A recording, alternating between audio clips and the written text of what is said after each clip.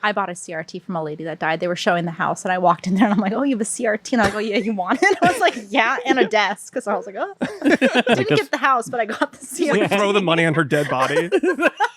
Nothing. Quentin sends his regards. You walk out. We'll take your fucking TV, bud.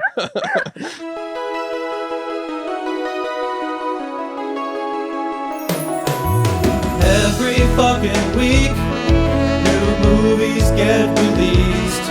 How does anyone ever see these? There are too many movies. Welcome to There Are Too Many Movies, family. Hello. This week on There Are Too Many Movies, we have a very special guest. She's the co-host and producer of the Video Archives podcast with Quentin Tarantino and Roger Avary. She was also the host and producer of her own podcast, The Gala Show. Please welcome Gala Avary. Hi. Listen to that crowd. The stadium cheer. They're all over there. My fans, they love me. They really love me. God, I'm going to come off as such a hater this episode. No! Let it rip, dude. It's funny. I tell my friends I actually sit in seat H8 at AMC because it spells the word hate. It's the best seat in the house, though. My friend, I come with, will sit at H7 because I want them to have a good experience, like hate in heaven, like kind of. I don't know where my head goes with that, but yeah. I like sitting right at the very front on the full side, so I do this the whole movie. I did that when I saw Climax. I was with my brother and his friends, and they were all so stoned out of their mind, and I was like sober as a button, and we were in like the back, and I was like, hey guys, let's go up to the front. And they're like, what? Wait, what the fuck? Oh, shit. Oh shit. That exists? So we went up to the front, and it was like me and like a bunch of stoned college kids, and they were like, Watching Climax. watching Climax. I yeah. love it. Kind of a vibe amazing. killer for the... Little bit. For your high, I would say, but, you know. No, I think they enjoyed it. Yeah. I think they enjoyed it. So, And this is Vivian, by the way. The most important host. True. the most, yeah. the assistant, the other co-host. Crucial to the show. Controversial, though. So usually we review a movie, talk about a movie, but this week we're just going to be doing watch lists and just discussing movies in general, what we've been watching, what we like, all that good stuff. I'm Chris Collins. I'm Josh. Oh, yeah, you're You little... do the bits. Yeah, right? you got to do the bit. Sorry. You're... Josh the Josh Rodriguez of Film School University. And I'm Alex the Hypnotist Wilson. I've been spending the past 250 episodes slowly conditioning Josh and Chris to fall asleep at the snap of my fingers. You don't believe me, do you? I don't.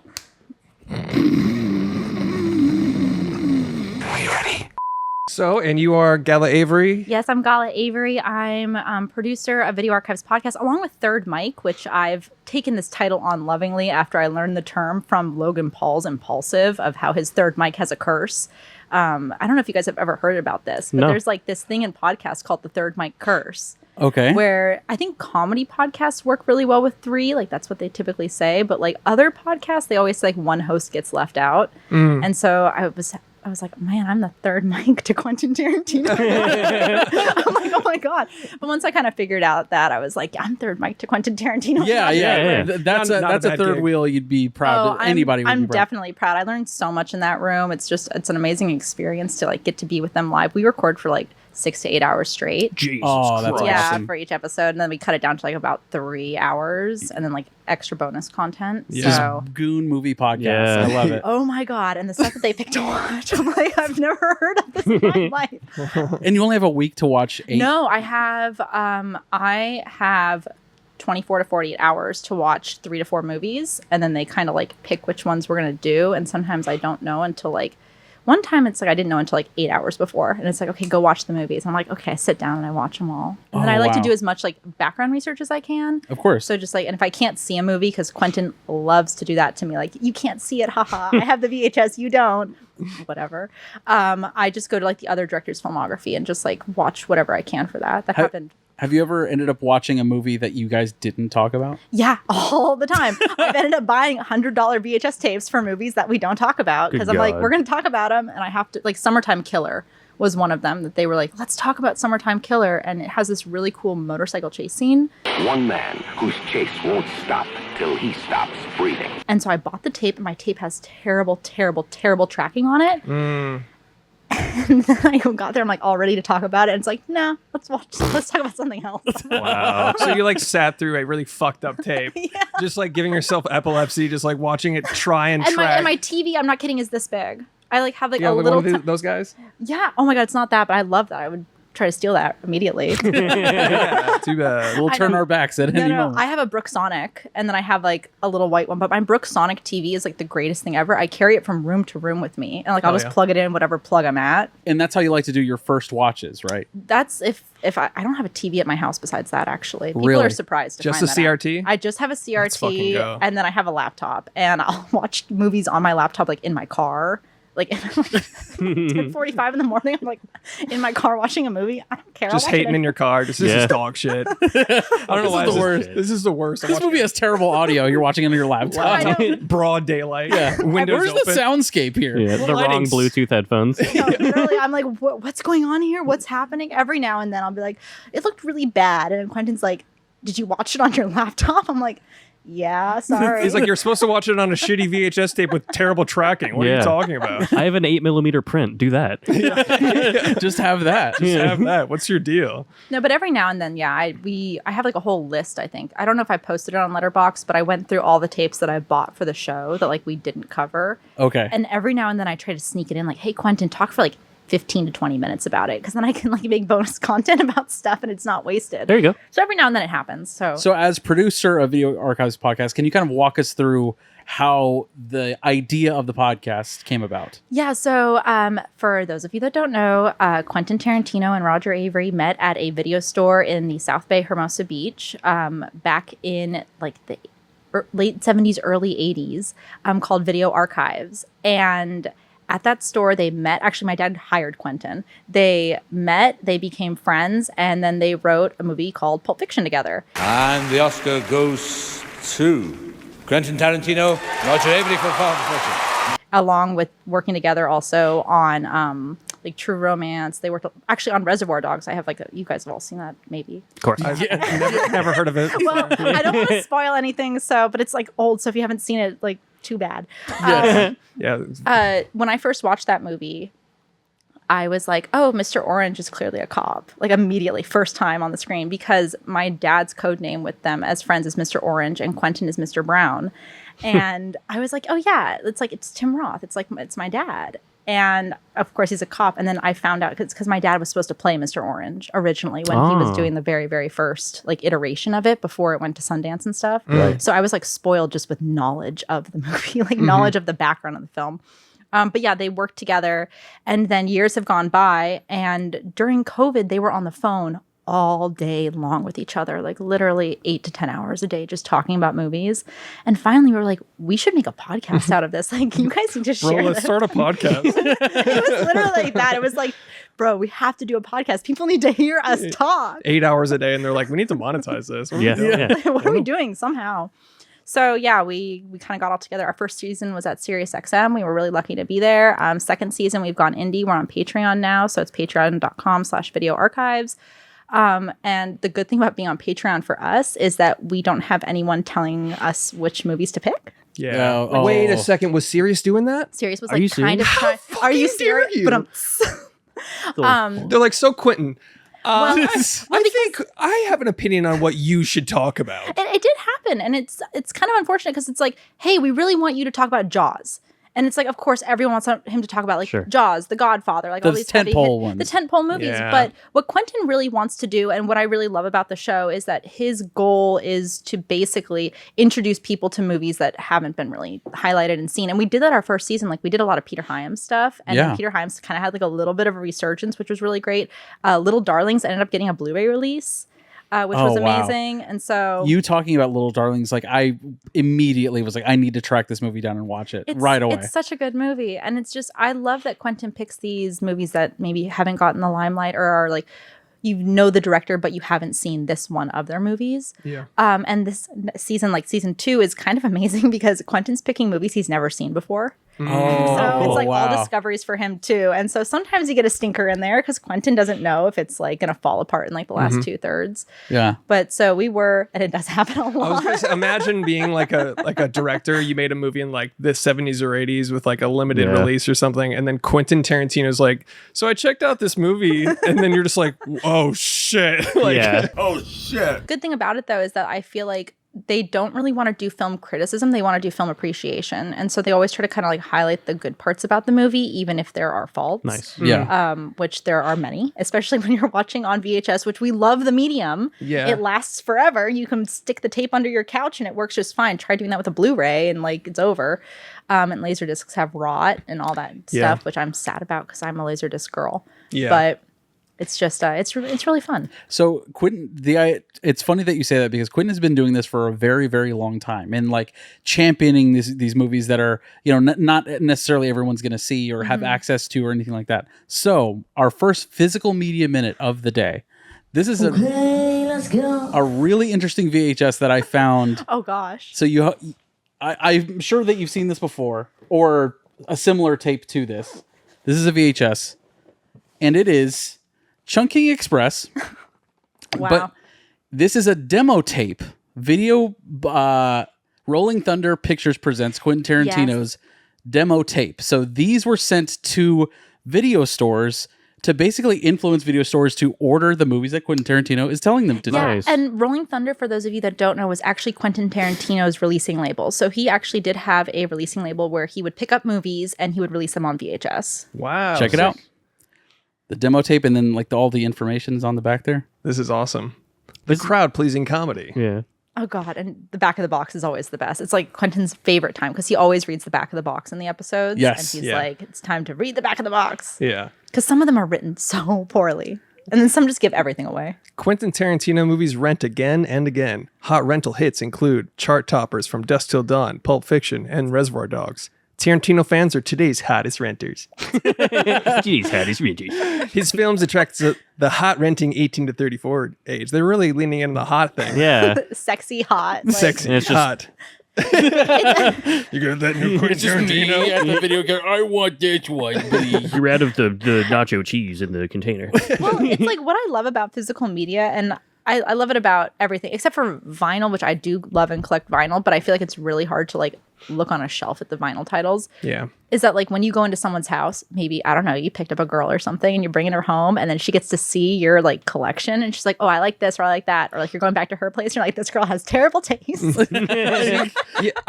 It does tell you a lot about a person. Somebody's collection does for sure. But I also can appreciate like the cliche question of what's your favorite movie. People are always go, oh, don't judge me. But what's your favorite then? 2001 Space Odyssey. Okay, what's yours? Heat. Okay. Casino. Bugsy Malone, 100%. It's an Alan Parker film. Paul Williams does the music for it. So, see, you can answer it. I can, but also I always tell people like, what's your favorite movie right now in this moment? In I this don't moment, care. Sure, Don't yeah. think about it. Just let it rip. 5 Yeah. minutes later, if you want to change it up, change it up. Yeah. I don't care. Yeah. I get another recommendation. Basically, Yeah. it's just like It's like asking someone their favorite color. What's your favorite color? You know, it's like, well, at this moment, it's black, no, I guess. that Yeah. should not change. That should not change. Stay the same. Mine always changes. You choose when you're like 4 years old, and it's like for That's life. true. You got to ride with that color. Yeah. I guess sports team. Like that for me never changes. Right? That changes for me. Depends on the guy I'm dating. I am not loyal to the sports team. Depends on the FanDuel stats. So if you're asking somebody what their favorite movie is, people tend to be like, oh, well, I can't pick a movie that encompasses all of my multitudes. And then they like freak out and panic and they lock up. But Yeah, because if you can't choose a literally me movie in the moment, it's Yeah. like, oh, I messed it up. I messed up. Mean Girls, fuck, I don't know. Like I liked that the other day, but I wouldn't even judge them if it's that though. Like people are scared to say the crap movies too. Yeah, but it's- people are afraid, and it's funny. I have people tell me all the time, like, I can't tell you what my favorite movie is because you're going to judge me. And I'm like, no, I'm not going to. Yes, of course I'm going to judge you. Sorry, but I am Yeah. going to judge you. Yeah. But in a good way. Like this gives me a little bit more insight into who you are. It informs for sure. And it Yeah. lets you be a better hater as well. Yes, Yeah. it allows me to drink my haterade, to fill up my there are too many movies cup with my haterade. I love it. Shouts to movies.com. So if someone says their favorite movie is Poor Things, let it rip. we're getting into this conversation. Okay, You brought this up. So pre-show. Poor Things- Okay, so let me preface this by saying I went and saw Joker 2. And and I had not seen Joker 1. I do Okay. this a lot with movies. Like I'll just go see a sequel of something like Twisters. I saw Twisters without seeing Twister, which is sacrilegious in my opinion. But I was supposed to go see Twister and Twisters in 4DX back to back. And then the theater canceled our showtime of Twister. which was ridiculous. Oh, wow. So Did you pull a "Do you know who I am"? I was like, excuse me? Actually? No, I went to go see Twisters. That's a whole nother story, but 4DX is amazing if you have the experience. That's the shaky chair stuff, right? Oh, 4 Twisters? That would be amazing. Oh my God, it was like Some dude with a fan just no, like- no. It is like rain. It is like you are being thrown from your seat. It is like there's rubble coming down from the ceiling. It is insane. What? I literally, in like the preview for the 4DX, started crying. No. They're like, I'm here to see Twister. Like, yeah, you need to sign like 3 of these forms. It's insane. But I saw Joker too because in 4DX. no, God, no, thank God, no. But people were saying they were walking out of it. And so I went to go see it and I took my mom and my dad because my dad, like, I guess needed to see it to talk to someone about it. And my mom's like, I don't want to see this. And I'm like, please, if I have to sit through it, you have to also. Like, we need to have like shared trauma. Because I had seen people on Instagram like, this is the worst movie I've ever seen. I walked out. Okay, it wasn't that bad. It was like not great, but it like wasn't that bad. I personally haven't seen it. Same. Okay, so I'm not going to spoil anything. No, go ahead because he already But- told me. Yeah. Okay. Yeah, we talked about it. My thing is like I don't think it's a musical. It's a movie with music. Okay. And Okay. then So a movie. it's just a movie. Well, they sing, but it's like it's not a musical. There's not enough music to constitute a musical. Yeah. And it's not that bad, but like at least Joaquin Phoenix is acting. At Yeah. least Yeah, he's someone's great. I mean, trying. I feel like that's what people are seeing it for. It's one redeeming factor is watching Joaquin be weird, which is always Yeah. fun. And his first sequel ever. The fact that he basically used that one. This is my one sequel, and he used it on Joker Folie. I don't know, man. I did not care for it at all. I mean, but I'm a big Batman guy. Okay, so here's the thing. So, That's like, my problem. I didn't love it. I was like sitting there and I'm like, like whatever. Okay, my mom walked out of the theater and she's like, I loved that movie. That movie was amazing. We were like in the minds of the characters. And my mom's favorite movies are like Total Recall, Starship Troopers, Galaxy Quest. Like she's Cool like, shit. yeah. Like my Cool dad stuff. like hates Paul Verhoeven lovingly because my mom like loves Paul Verhoeven so much. It's okay. like the one other man, I guess, in my mom's life. But no, I saw Joker too, and I'm like, this is not as bad as Poor Things. Wow. I went to Poor Things on a first date. We were supposed to go and see. God, a lot of these movies I see on first dates. We were supposed to go see that like Anyone But You, like that rom com with Yes, like, Sydney and Sweeney. I was like, come on, like let's go see the rom com. It's like really sexy. It's the X-rated version. Like, come on. And he's like, I want to go see Poor Things, and I was like, okay, like let's do it. Sure. First date vibe. First date Yeah. vibe. Like, why not? I'll go see whatever. And we went to the Burbank AMC with like the Batman in front of it, that Batman statue. And it was like the day after Christmas. And the theater was so full of every single Twitter film bro that lives in Los Angeles. And they were passing snacks, not like up and down the aisles, but like vertically, like through the theater, like somehow to like What? the entire theater was passing popcorn. It was the weirdest What experience. is happening? Yeah. Just Letterboxd boys doing their Yeah. thing the Literally, day after It Christmas. was literally like my worst nightmare. And I was sitting there, I was like, oh my God, what am I getting into? And we start watching Poor Things. And I would have walked out. I don't walk out of movies. I would have walked out of Poor Things, but I was on a date and I couldn't like leave him. You could totally I mean, have. I could have, But- but I didn't. What was the point? That mentally made you go, I'm out of here. Well, it's just like, okay, so I had seen trailers for it. I don't like to typically watch trailers, but then like they did not market it as like she has a baby brain. They kind of did not market it. Yeah, it as looked like a that. quirky It Frankenstein looked movie. like a quirky Frankenstein movie, and I'm like down for that. But the idea of like a woman that gains enlightenment that's a baby through sexual activities just kind of didn't sit well with me. Why don't you have a seat right over there? Okay. And then like when they end up going to like Alexandria and you see like the babies being sacrificed and like basically sacrificed to Moloch and all that stuff, like we start going to those places, and like the end where they put her husband's head into Satan essentially, Yeah. it just kind of like it got a little off. And I appreciate the filmmaking of it and like the whole thing, but just like every man only wants to have sex with her when she is childlike. that was a weird That vibe. is a little That's a bit weird of vibe. a weird vibe for me. And she finds empowerment through And she sex finds work. empowerment through sex work, and Yeah. like that's okay. But I'm sitting there like, man, like this is kind of creepy. And everyone just wants her to be like baby brain and like just Yeah. then have sex with her because it's fun to have sex with a baby brain. Yeah. Just I was like a little questionable. If people want to like it, they can like it. Yeah. Right. I mean, I like Polanski movies. Like I'm like whatever. Like Right. you know. But that was my old argument. When I saw Old, I was like, I don't like this aspect of it. Where it's like you have Thomas and McKenzie as this, she's a prepubescent girl the entire movie, but you have her in these like really revealing bathing suits. I'm like, dude, what are we That was doing weird, yeah. here? Yeah, it gets a little weird, but the thing is just like if you want to go there, go there. I don't have to like every single movie, and people can make art whichever way they want. It's based on a book. I'd be really interested actually to read the book and kind of see how they adapted it into the movie. But there are definitely things like I don't like in movies, that being one of them, like relationships with like younger girls and older guys. Like I'm not really down with that. And then the other thing is like I hate vomit and I hate diarrhea. And like I hate butt jokes, like everything everywhere all at once. Like when they grab the statue, like you got to stick it up your butt to change. I was like, oh, I don't know about this anymore. Like, Get down on a butt plug fight. All right. It's the best movie, the butt plug fight I've ever seen. That's true. Is it the only movie with a butt plug fight you ever seen? Yes. So currently it's at number 1. Uncontested right now. There's a few movies from the 70s that have that. Probably. I'm sure Quentin knows. Yeah. A few on VHS. I'm sure he will take glee in showing them to me at some point. Then he'll be like, "Guess what we're watching today?" And I'll be like, "Really? Do we have Revenge to?" of the Butt Plug. Bitch can't find that, Gala. You have 30 minutes. You should hear him when I get stumped. He is like overly excited. Like he's like, You fool. I've done it. Yeah. No, I mean, literally. like he is the film guy that like grandstands old obscure shit though. So it's like I feel like him being like, haha, that's his pride and joy. I've won. It definitely is. And also he owns all of the tapes from Video Archives. When they went out of business, he went and bought all the tapes and the shelves. And so we record in the room, which is Video Archives. That's what I was going to ask. Yeah. Is it like an air conditioned room or like what's the deal? So there is a whole guest house full of VHS tapes because he also owns Eddie Brandt's. Which was a store in LA that closed down. So he bought up all of Eddie Brandt's. He bought up Video Archives.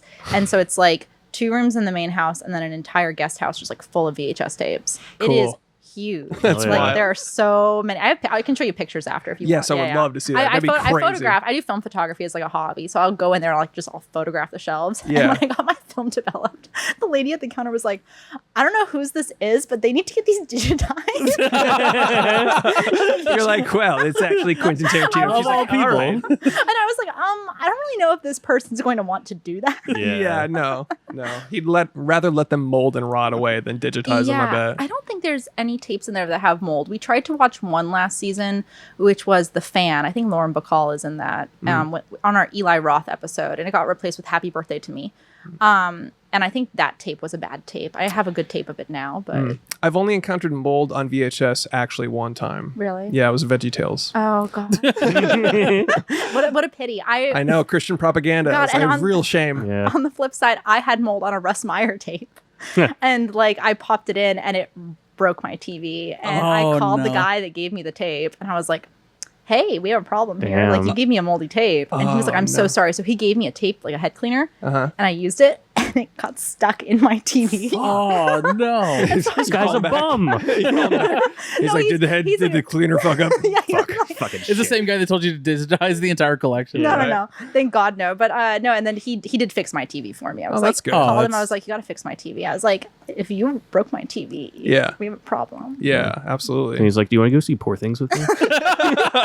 No, he's actually my very good friend, Matt Landsman, who runs the Video Archives Micro Cinema, which is a hidden cinema inside of the Vista Theater in Los Angeles. So it's That's like so a 20 seat theater. Wow. They show on like they show some 16, mostly VHS though. Nice. Screen. I went to go see Troll 2 there. A Don't know. VHS screening It's like room? That's so we have these all fucking over sick. Los Angeles. I don't know if you guys have any like micro cinemas here in Dallas. No. But like video stores will just set up chairs and just be like, we're playing on DVD or VHS tonight. Yeah. And they'll just screen like We project have it. one of them. I still haven't been, but it's associated with Texas Theater and Oakland Film Festival. They run like a little tiny micro theater like that. Yeah, is it the Crypt? It's not the Crypt. We will check out the Crypt for sure. It's basically a fake pop-up video store inside of the Texas Theater. Most of the tapes there are just from a curated people's collection around Dallas.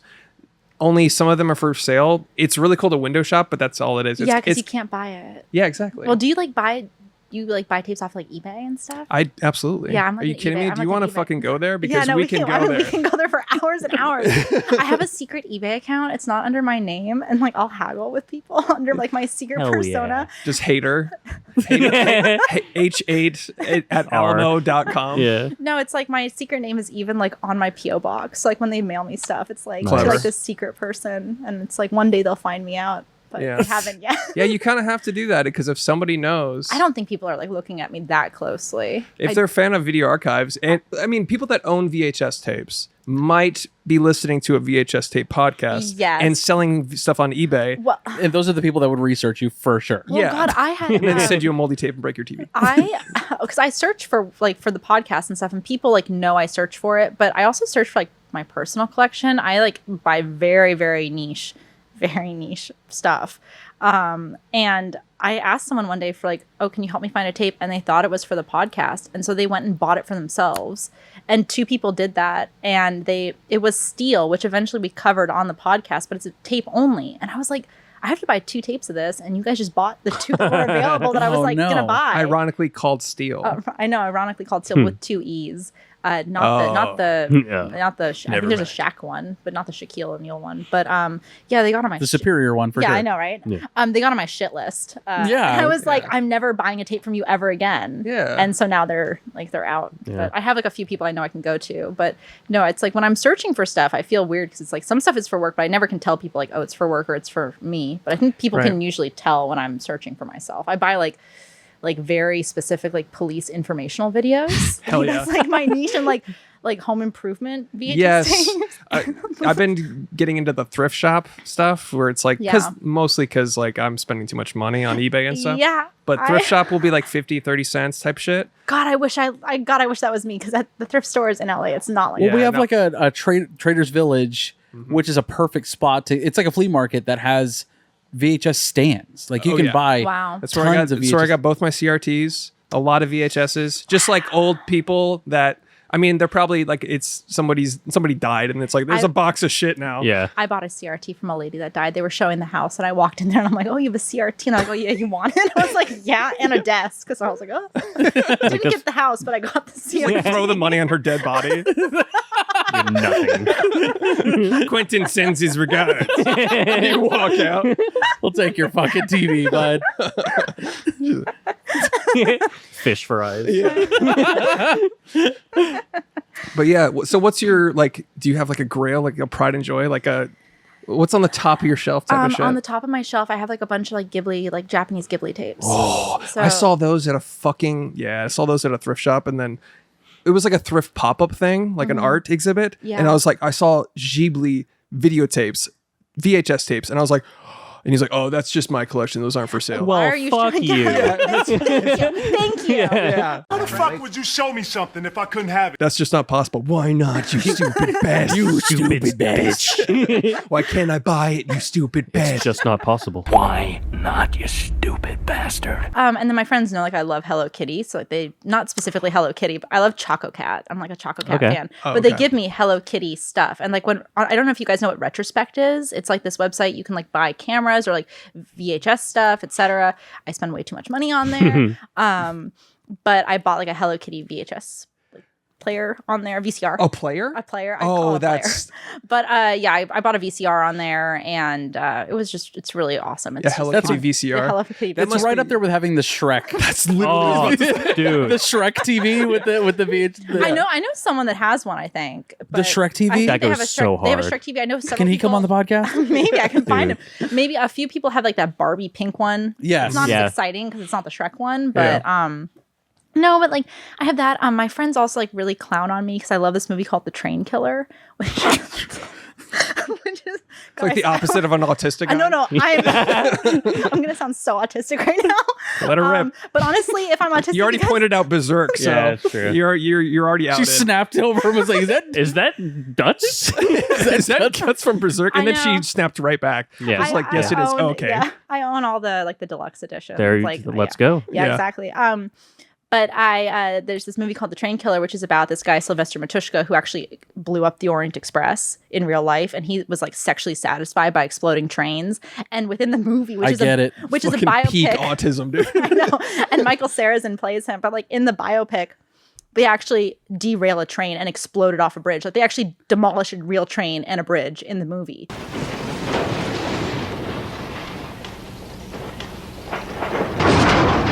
And I'm obsessed with it. I'm not obsessed with trains. I'm obsessed with train demolition and derailments. Like, I'm like, I'm down for derailing a train, which sounds psychotic. But did it bother you in Unbreakable that they don't actually show the train? Yeah. The thing is, it's funny now because like my friends, like I have 6 copies of the Train Killer because people started giving them to me. So I have it on beta. Yeah, it's like, let's go. That's why we have the fountain. You guys have like people just but like, it is a great film. Yeah. It's 1000% a bit. I had to watch that for a class in college. I was What the fuck? Okay, that's where the inception of the joke came from. Because everybody in my film school class, their favorite movie, like I was like 7 people in a row. They were like, my favorite movie is The Fountain. I'm looking at them like, what the fuck are you talking about? It was an ancient Gnosticism class, so we had to pair scripture with movies, and one of them was The Fountain. That's a layup. I know, it was very, very interesting. But in that class, I watched Altered States for the first time, which is like one of my favorite movies. And I got to like, you have it on video. Yeah, of course. Yeah. I mean, you do, of course. I mean, you just over here like, don't fucking say it, Chris. I'm fucking have it on VHS. Wow, it's like so exciting. But yeah, I can't remember why I was. Oh, because the Train Killer. So people started giving it to me, and now it's like, people ask me to sign their copies of the Train Killer, and it's like gone too far. Oh yeah. So my friends just keep giving me the Train Killer, Hell and yeah. I'm like, I am that person that is autistic enough to love train derailments. And now honestly, all my friends are now like, have you seen this movie? It has a train in it. Oh, Gala will like this movie. There's trains. My friend here in Fort Worth was like, we should go on the train. I was like, wow, am I really that bad? Am I really down that bad, you guys? You're like one of those guys that just sits at the railroad and goes, fuck yeah! I've started doing that. Yes. I started watching like model train videos on Instagram. Let's go. Okay, let's go. Like, if people want to know what I do in my spare time. Dude, you're like a retired uncle. Yeah, she just collects VHSs and watches trains. I know. Just going to like trains pass by that they don't crash, and you're like, fuck. No, literally, I'm like, Maybe one day. God, I almost wanted him for Halloween, but I got talked out of it. Train spotting? How do you feel about that? It's great. I like the toilet scene the best, though, when There he you go. climbs into All the right. toilet. Thomas the Train Engine, were you a big fan? Very cool. Yeah, I actually, as a child, I was. So it's like, what was like the Little Red Caboose or whatever? Wasn't there like another story like Yes. that? Yeah. I don't know. Oh my gosh, yeah. I know, it's like, I'm just like, flash back to the yeah. Wah, wah, wah, wah, Like, wah. yeah, that literally was sitting next to the movie The Indian in the Cupboard. Problematic film, by the way. Yeah, I have not seen that in forever. You remember the little kid's name? I still remember to this day. No. Aubrey. Oh no, Omri. Sorry. Omri. You just didn't even say it right. It's Omri. I remember it to this day. Check this out. Check this out. Check out my awesome. I'm like kind of autistic, like just like a little bit. Yeah. But like really dumb too. just ancient neurons activated. Omri. No, it's about actors' names and like Batman issues. Like, Yeah, key yeah. Do you issues. love the animated series then? Oh, the Batman the Animated Series? Abso-fucking-lutely. I love the animated series. When I was a kid, we lived in France for like a little bit when my dad was writing Silent Hill. And the two things we brought with us, my little brother and I, we brought the Batman animated series and Futurama. Let's and fucking that's go. all we watched. Your dad's over there cooking Pyramid Head like on the script. Pretty much. One of my favorite factoids ever to bring up is that the fact that they drew Batman the Animated Series on black paper. That's amazing. To me, I was just so like, cool. wait a second. Wow, I didn't know that. That's awesome. Yes, that's what makes it the way it looks. It's amazing. That Art Deco. Oh my god! Like I can gush about it for hours, but literally that is one of my favorite shows ever. Like that to me, when anybody's ever talking about Batman in the context of it, that is the Batman That for is me. Okay, that's great. Yeah. to know. Also, So when I see Joker Folie do, I'm like, fuck this piece Well, of shit. that's the thing. It's like that's like I don't love it, but like I can appreciate Joaquin, acting. Sure. Of course. Like he's doing something. Thank God. Yeah, I go full see, send no matter what. I mean, I go see so many movies, and like my friends and I play this like game when I go to the theater, and I like to go to the AMC, the People's Theater. Heartbreak feels good in a place like this. But when we go to Movies the feel good in a place like that. oh my God, they do. Matt that I mentioned earlier, I don't know if you remember the shirts that were made for that meme of Nicole Kidman, but there were t-shirts, so he made the shirts. So it's like wow. he was like featured in like some big press thing about it, and I was like, wow, that's really cool. But I'll go and we play this game where we try to start claps. And so one of us, and we get points for how loud the claps are. And so like in Twisters, when like Glenn Powell like comes out and he's all like in the rain, I went, whoa, whoa, whoa, and people started like screaming. I was like, I won today. Yeah, I did it during Trap also. So, did you guys watch the M. When Night Lady movie? Raven starts her concert, fuck Not yeah, when dude. she starts it. I did it when the black guy tries to hit on him, like when they're backstage. Oh, yeah. And I started clapping, and people just started hollering. It was amazing. You're like, that was for sure for the dad. And she's like, oh my God, this gay guy loves me. I loved that movie. It's a fun time. It was fun. You saw it, right? so I much just fun. watched it last night Okay. Did you watch it by yourself? with my girlfriend. Your girlfriend? Yes. Did she love it too? She had a good time. Yeah, See, that's what matters in movies, is you just have a good time. Yeah. It's no fucking old, dude. Jesus fucking That's Christ. not even M. fun Night- to hate. I'm Jaron. I'm a nurse. That's not even fun to hate. Yeah, M. Night is just such a. It's hit or miss. It's literally, but it's like big time hit or big time miss. Well, did you see Cabin in the Woods?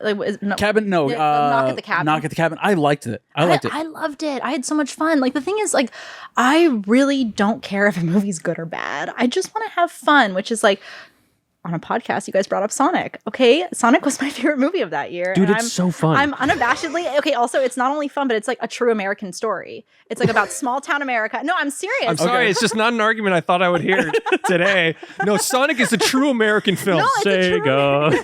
Kevin Costner's It's like Easy Rider and Sonic the Hedgehog.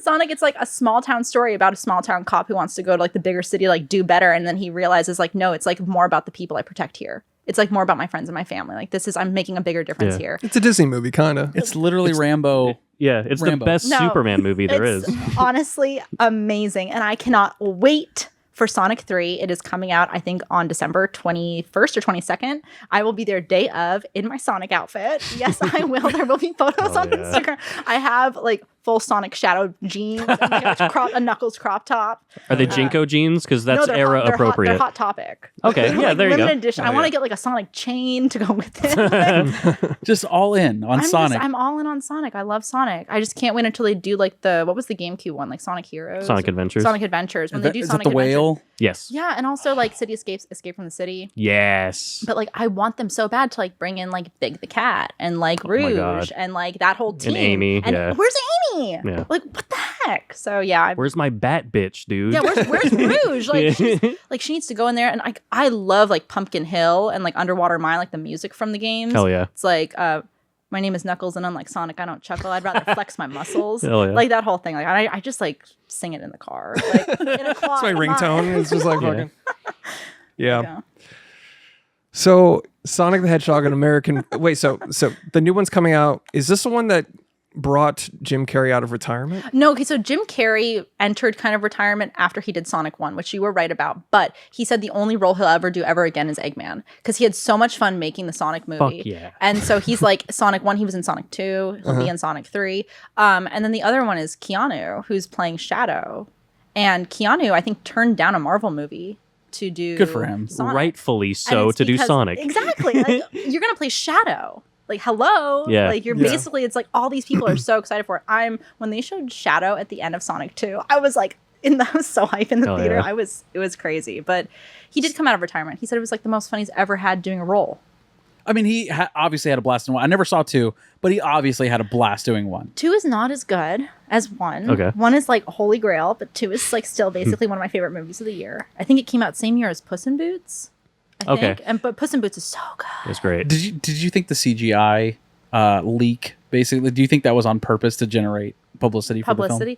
I don't know. You mean the pre-design? The previs. The That's what I was design? going to ask you. Are you Yeah. like a Sonic purist of like the first design was better type of shit? I mean, I don't like think the first design was better. I would love to see a version with the first design, like if they had scenes of that. Like I think that's fascinating. I love seeing how things evolve. Throw it on the special features. Yeah. Yeah, like why not? Like show us, give the people what they want. Give people the butthole edit of Cats. There you go. Like, Yes. hello, if it's out there, give it to me. I had to Yeah. sit through that movie. Well, the new Kingdom of the Planet of the Apes is getting an all-human version, right? Oh, it's wild. Yeah, it's like everybody in like Why- the gray suits. But like, why are we gonna go see that? The whole draw is the monkeys. What are we? Yeah, that's literally why literally why- Monk, dude. Like we need to see mocap suits. Yeah. They're releasing it. That's going to be on the special That's features crazy. for. So we're gonna get 2 hours of I'm a dragon rap. Basically, the Benedict Cumberbatch like leaked recording of him doing The Hobbit. You saw that? That's our favorite clip ever. His favorite So clip good. ever. He goes, rap. I'm a dragon On all fours. On all fours. He goes, here's where I breathe fire. A rap. Just imagine that, like, in the bedroom. Sorry. Hell yeah. I am death. Hit me with the smog, babe.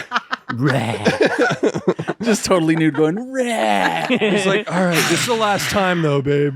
Oh my gosh. Yeah. No, I mean, I'm fine with it. I'm not a purist of like anything. Like I find, and I think like with manga and anime, we get this a lot where it's like the manga goes one way, the anime goes the other. Sure. And it's because the manga will always exist.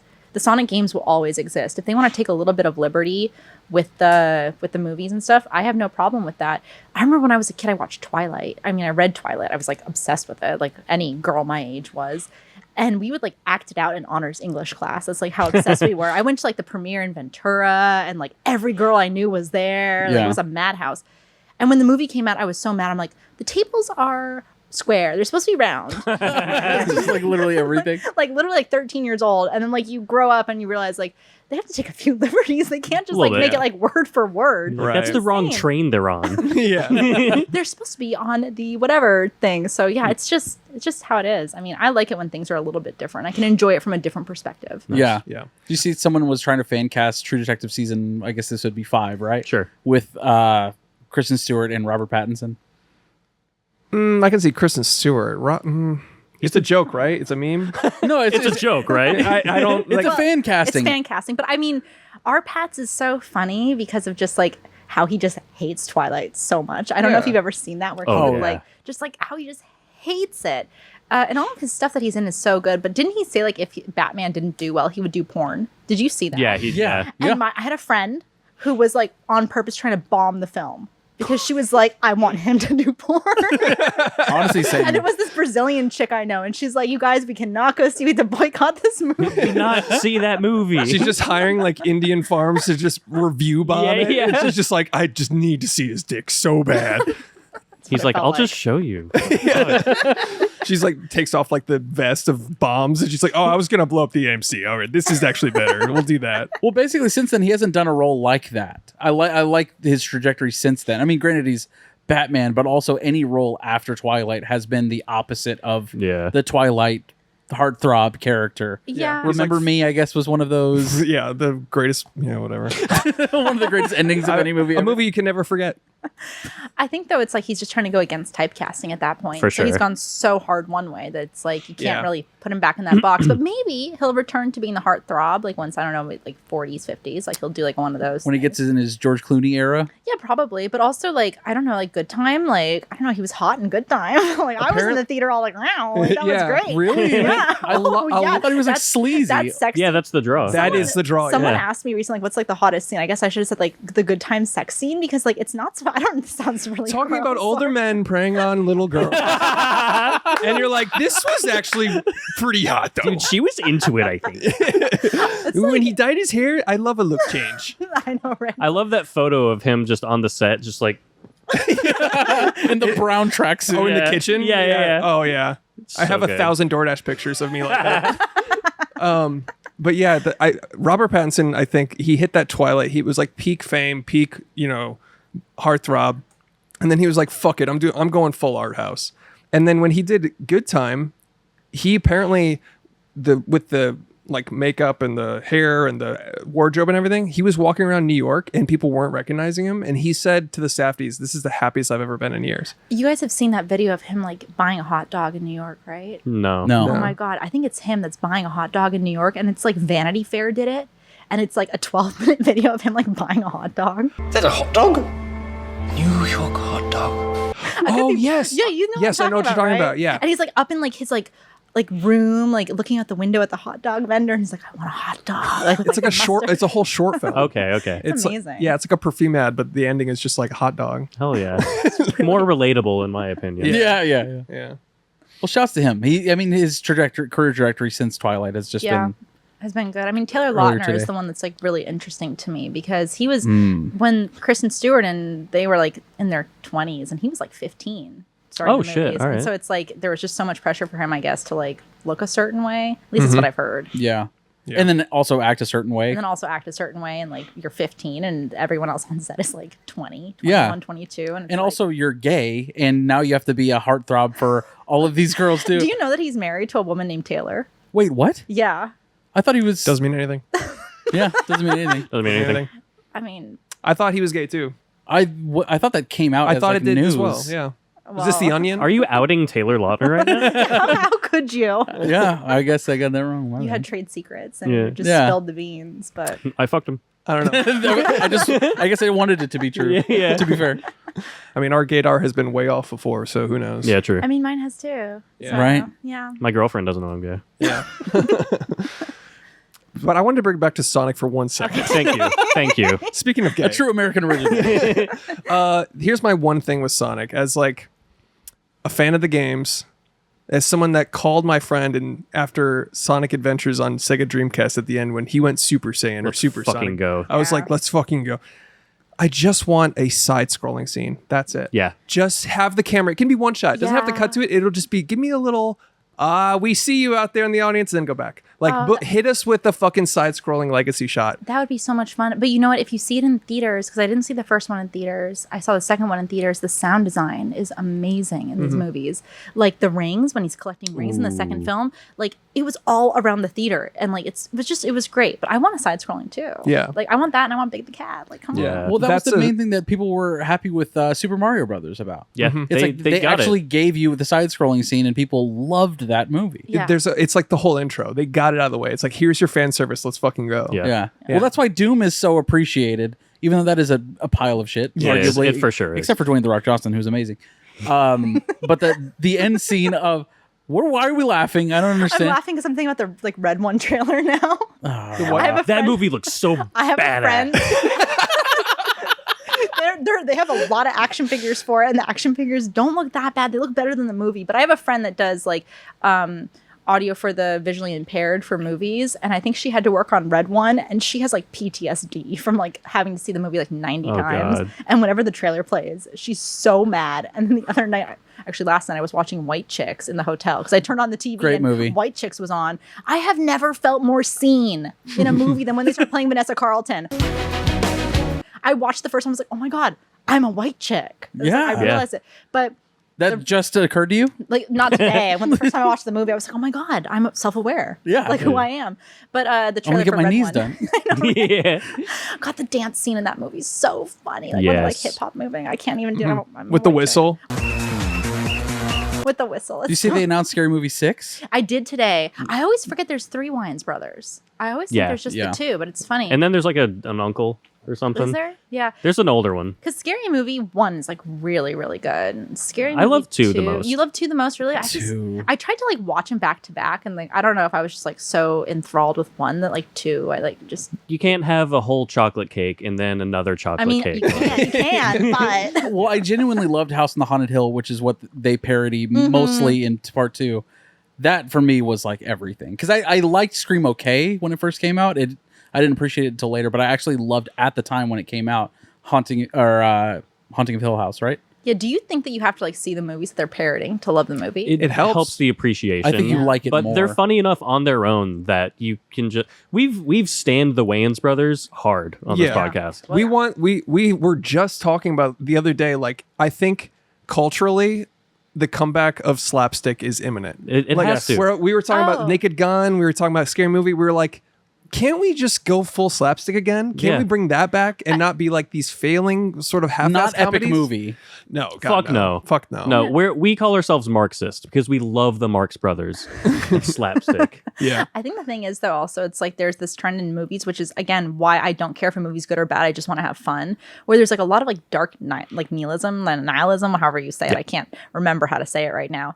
But there's like a lot of nihilism in movies. And I just like people need to be able to laugh and like have a good time. And I think that's why we're getting more and more movies that are just like fun, oddball, slapstick stuff like starting to come back because people are just tired. Even like in the superhero movies. Yes. People are just tired of it being so dark. It's like it's so foreboding, and that does have a place in cinema.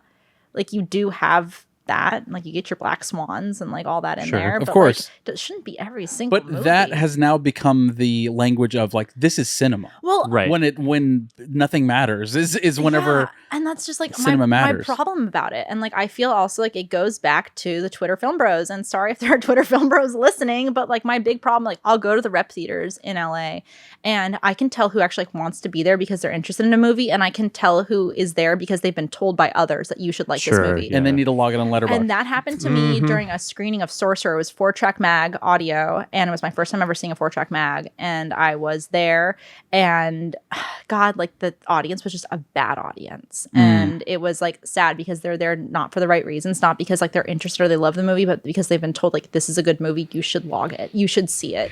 And it's just like that it's exactly it though. You should log this. And you should log it, and like it's a game. You should log as much as you want. Okay, I've been on Letterboxd for like 10 years now. You can see like my entire history going back. OG. 10 years. I'm like an OG Letterboxd user, and like I love it, but it can become like a game if you're not careful. And then all of a sudden you're just like I saw 563 movies or something like that last year. Yeah. It was like too many. They've gamified movie watching. Like there's nothing off limits for the Silicon Valley to like gamify. Plus, like a lot of people's opinions are like, well, that's stupid and you're fucking useless. Oh, yeah. God. I block everyone on Letterboxd. Yeah. I'm on a social media just to block people. No, I literally just peak hate. I block anyone that has like those top reviewers that just have joke reviews because I don't care about the joke reviews. I want to see the guy that has like 4 likes and he's like actually like making a thought about it. Sure. And, like, here's my opinions on it. And like Letterboxd awards people that have the like haha so funny shit whatever review. Don't look at ours. You would love our profile, dude. Can't wait to block you guys. That's for the best, honestly, that would be in our bio if you did that. We'd be like blocked by Gala Avary. I know. I block Letterboxd employees all the time. Like when they have top reviews, and I'm like, one day they're gonna, because I email with them, and like one day they're gonna email me and be like, why have you blocked me? I'm like, sorry, you had a review I just didn't like. Damn, like, swing away, dude. Dude. I mean, put it on Front Street. Only thing worse than a pedophile is a cinephile. I've always said that. Why I don't like Polanski. Yeah, but yeah, the review thing is, Letterboxd can be like fun, but I went on there the other day to log Batman and Robin. A masterpiece, by the way. Yeah. That's amazing. Gay, colorful production design, campy masterpiece. And those fucking pretentious bastards. Oh my God, I know. 2.5 like average rating. You've got to scale up your shit. You know what you're getting into. Yeah, If you knew that Joel Schumacher looked at the 60s Batman show, he's like, what if I did the Tim Burton version of this? Yeah. Bang, pow, zap, zip, like all of that. Let's just do the 60s Batman show with the aesthetic of a Tim Burton and call it a day. And it's going to be a fucking blast. And Uma Thurman's going to chew up the whole fucking scenery. Yes. It's the best. And then so they I was like, I actually hate that movie. No. I'm just thinking about the Letterboxd people because like I have this issue because like all of a sudden like why like what you feel about Parasite, like okay, whatever, like I don't care, you can like it, you can hate it, but like why is that like the highest rated movie on Letterboxd? Is it's it? because it's, or it used to be for a while, Okay. but it's like, or Everything Everywhere All at Once, and the only reason why it's the highest rated movie is because the Letterboxd user base is so young and they're seeing new movies, and so it's like, is that really the best movie ever? And like, oh, this is, and I'm sorry Letterboxd, I love you, but like this is not the best movie of all time, guys. No, that was what happened whenever Spider-Man and Into the Spider-Verse Thank you. Part 2 came out, That's and it was the what it was. highest reviewed movie ever. and it's I was like, not a good movie. no, it fucking isn't. Thank you. I saw this with my parents, and then I knew it was like a part 1, and I forgot to tell them, and we got to the end of the movie, and my dad was like, oh, what the fuck? It's a part 1? He's like, I'm not coming back for part 2. Yeah. Yep. Not a fan. I was screaming that when that happened. I was like, it's not the best fucking movie ever. No. According to this app, it's the best movie ever. And to be fair, neither is Citizen Kane.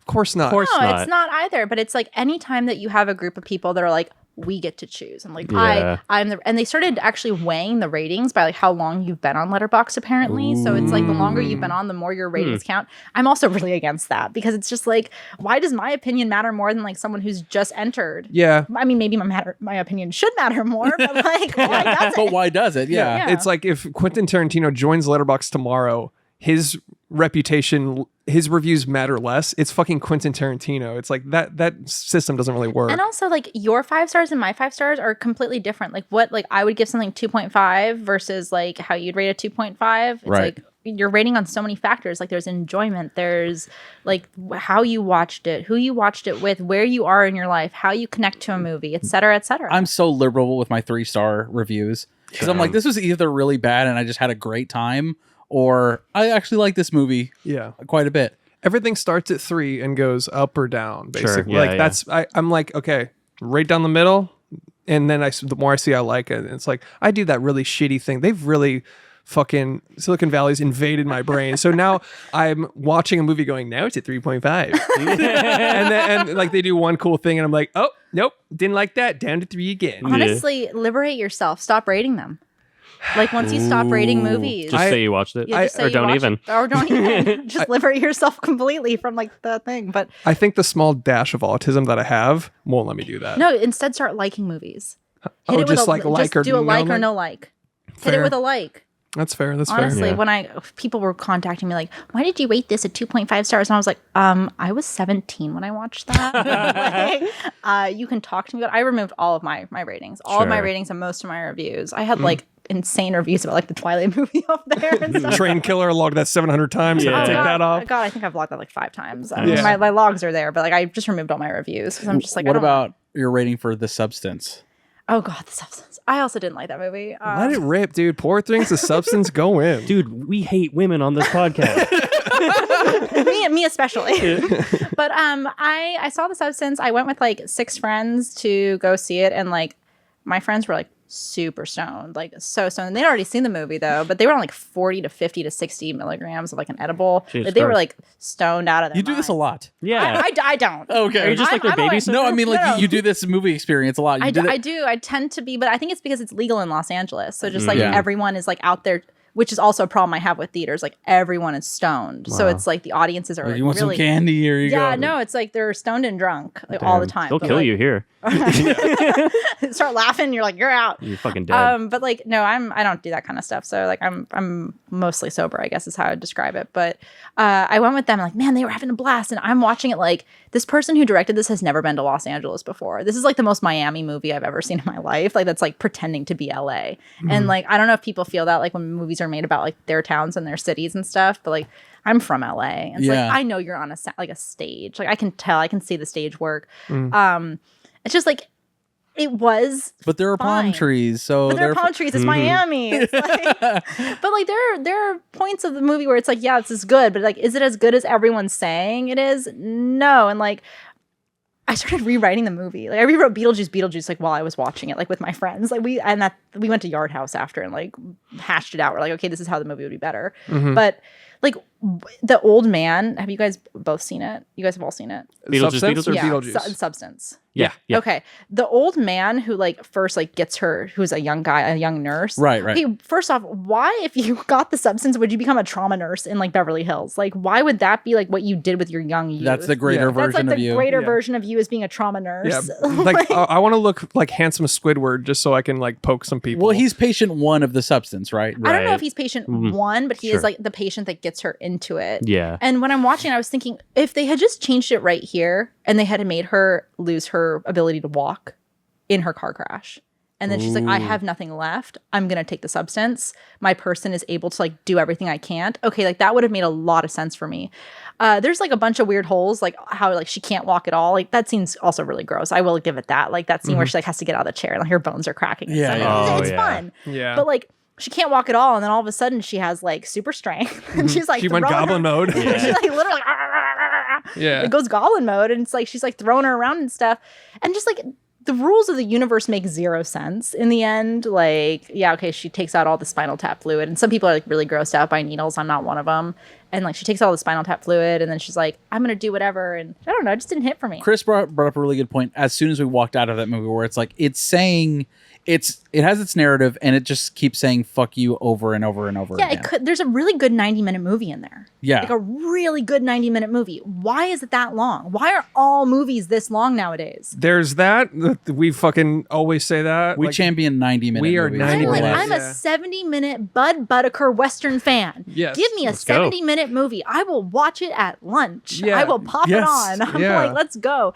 I don't know why a movie has to be 2.5 hours. It makes no sense. It's like, don't they have the fucking data that attention spans are getting shorter? They're like, I got a great idea. Let's make everything longer, and then let's bore the audience, and then our reviews go down, and they're doing their story a disservice by being longer. I mean, I agree. I think it's also though because, and I've heard people say this in the industry, that like people don't know how to edit anymore. And it's also because there is no time to edit.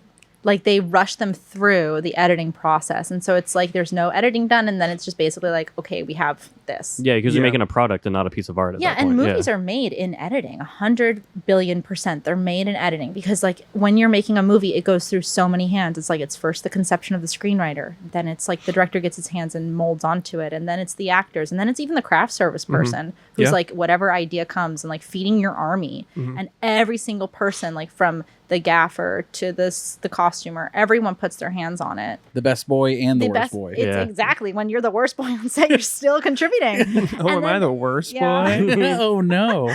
And then it goes to the editor, and the director sits with the editor in that dark room for however many weeks, and like you make something beautiful, like a little jewel box, and then the CGI people come in and visual effects, and even then the trailer people who sometimes F it all up for me, but it's just everything like has its thing, and when you kind of skimp out on one part of that, it fails for me. Yeah, but I think it's also made by the producers. I feel like it's also because like it's less about directors and more about producers now. Yeah, I think you could actually argue that the editor's like the most important out of all of them. As he's saying this as an editor. But you know what though?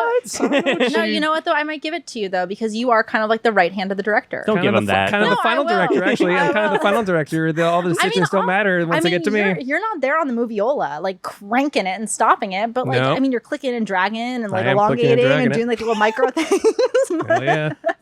But no, an editor is really important. I don't think they give editors enough time, and that's why movies are so dang long. I'm like just clicking and dragging a mouse. I'm like, I'm the most important. Cut to like some 50-year-old like best boy just like throwing out his back carrying a 10K, and I'm like, I'm actually working the hardest right now.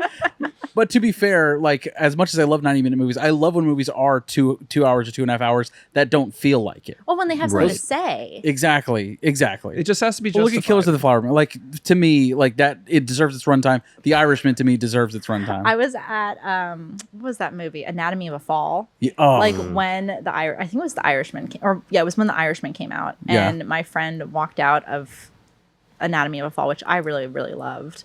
And they walked out of Anatomy of a Fall and saw all of their other friends at Killers of the Flower Moon. And they were like, can I just come in there with you? Because they hated Anatomy of a Fall. So they left a long movie to go into a longer movie, basically? And they came back eventually because I was by myself, I guess. I would have been fine. I don't care. Yeah. But like they were with all their other friends. And like, I just wish I was in there with you. And I was like, I loved Anatomy of a Fall, though. Me too. But for me, it was like as soon as it got into the courtroom that I was like, oh, this movie fucking rocks. Yeah, no, that's same here because like I love true crime and like I love like watching that kind of stuff. Like in my spare time, what I'm doing is true crime and 90 Day Fiance and chasing trains. And chasing trains. But like 90 Day Fiance, like I am like an obsessive 90 Day Fiance watcher. I have like if you want to get into the show, call me because I have the entire watch list order that you should watch like from season 1. I've seen every single episode. That's you all the way. I prefer the fan account YouTube edits where like it'll be a guy that's like, you don't love me, and she goes, you look like a bug, and then it's him as a praying mantis.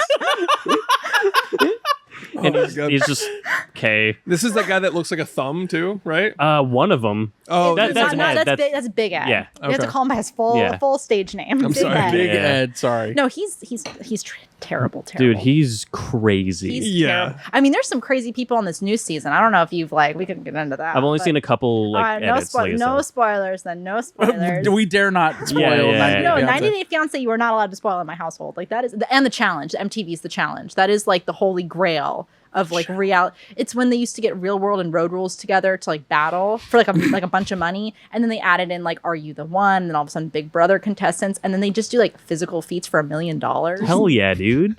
I can just picture that conference room. Did you watch? I got an idea. Yeah. It's like 30, 40 seasons in now. I've been watching these people for like 15 years. It's like the One Piece of trash. I know, right? There's 1,000 episodes of absolute garbage. It reminds me of like The Circle. Remember that came out on Netflix? Yeah, I do. Yeah, there's like a few like really good. I love reality TV. Did you watch Culinary Class War? No, I didn't. That's 10 out of 10. See, okay, here's my big thing. I don't have any streaming services besides Discovery Plus, which is where I get my 90 Day Fiance. Okay, yeah, that's all you need. And my true crime, it's all I need.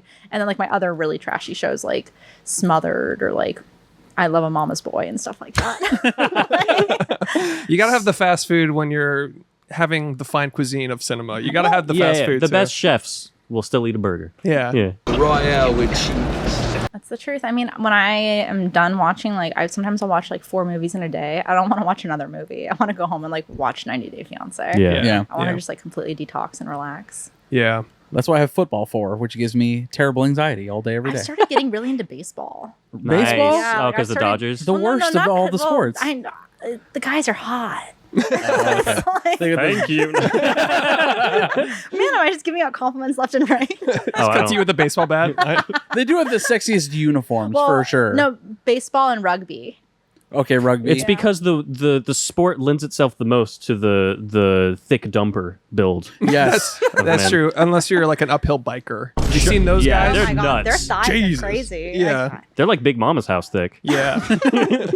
Another masterpiece. I don't know if you're familiar with the Big Mama's house cinematic universe. A little bit. Yeah. Isn't there that one that's like, don't call no popo in my dojo? Isn't that a line from one of those? Like, You're probably right. Yeah. That sounds We familiar. used to quote that like in my house like all the time. Hell yeah. Oh, you are right. I just watched I it don't recently. want no popo in my dojo. Yeah. I love there's a world. I mean, it's a real world. It's happening where he wrote Pulp Fiction, but he's listening to Tyler Perry dialogue getting flung across his walls. Like he's just like, oh, all right. It just, No, my dad's the one flinging it. that's amazing. It's just Yeah, it's called Taste. yeah. Yeah. Have you heard of it? Contain multitudes. All right. I mean, yeah. Look at your collection wherever it is. I know you have Altered States somewhere. I do. Yeah, it's on the other side. I also have.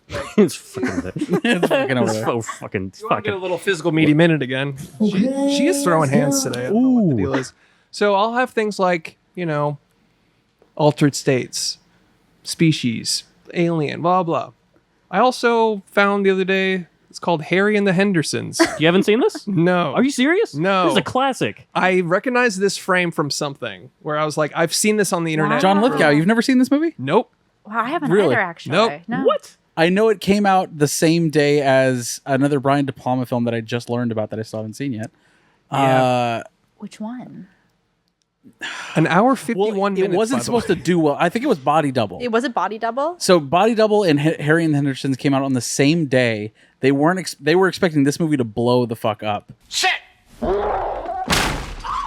But Brian De Palma absolutely kills Like he always does. with Body Double, dude. If you haven't seen Body Double, man, just so I'm on a new Brian De Palma kick, No, it's a. Yeah. They make an unlikely friend. and so just getting sort of reintroduced to, because I obviously have seen Carrie, I've seen Mission Impossible, I've seen like a lot of Brian De Palma films, but now I'm like going back to like the movies that made him, right? Yeah. Body Double, Dress to Kill, Sisters. Like it's like, okay, he's the fucking man, dude. God, speaking of Carrie, I just rewatched it recently because my friend who like loves horror movies had never seen Carrie. I don't know if you want to check that out. Here, I'll just put that right I'll over check here. it. I'll check it out, and I'll put it on display. Oh my God, it's so cute. Isn't it great? It's scary but cute. It's kind of a serious movie. You don't degrade it like that. Yeah. When an average American family meets a legendary creature, the fur is sure to fly. What does he mean by that? What does that even mean? What does that I mean? mean, we could take that in many different ways. I guess you'll have to watch and find out. Sounds like a dark, fucked up time. Yeah, it's a peak nihilism like every Yeah. other fucking movie in this movie. Brian De Palma unfortunately passed on Harry and the Hendersons. Yeah. We watched Carrie for the first time, though, and it's so good. It moves so fast. Yes. And God, I just love John Travolta in it. He's so cute. I love him so much. John Travolta in his first motion picture role. We watched that, and the reason why we watched it is because like I wanted to talk about because my friend loves Beetlejuice so much, and when we saw Beetlejuice, they play the Carrie music during the dream sequence, and I'm like, okay, it's a dream.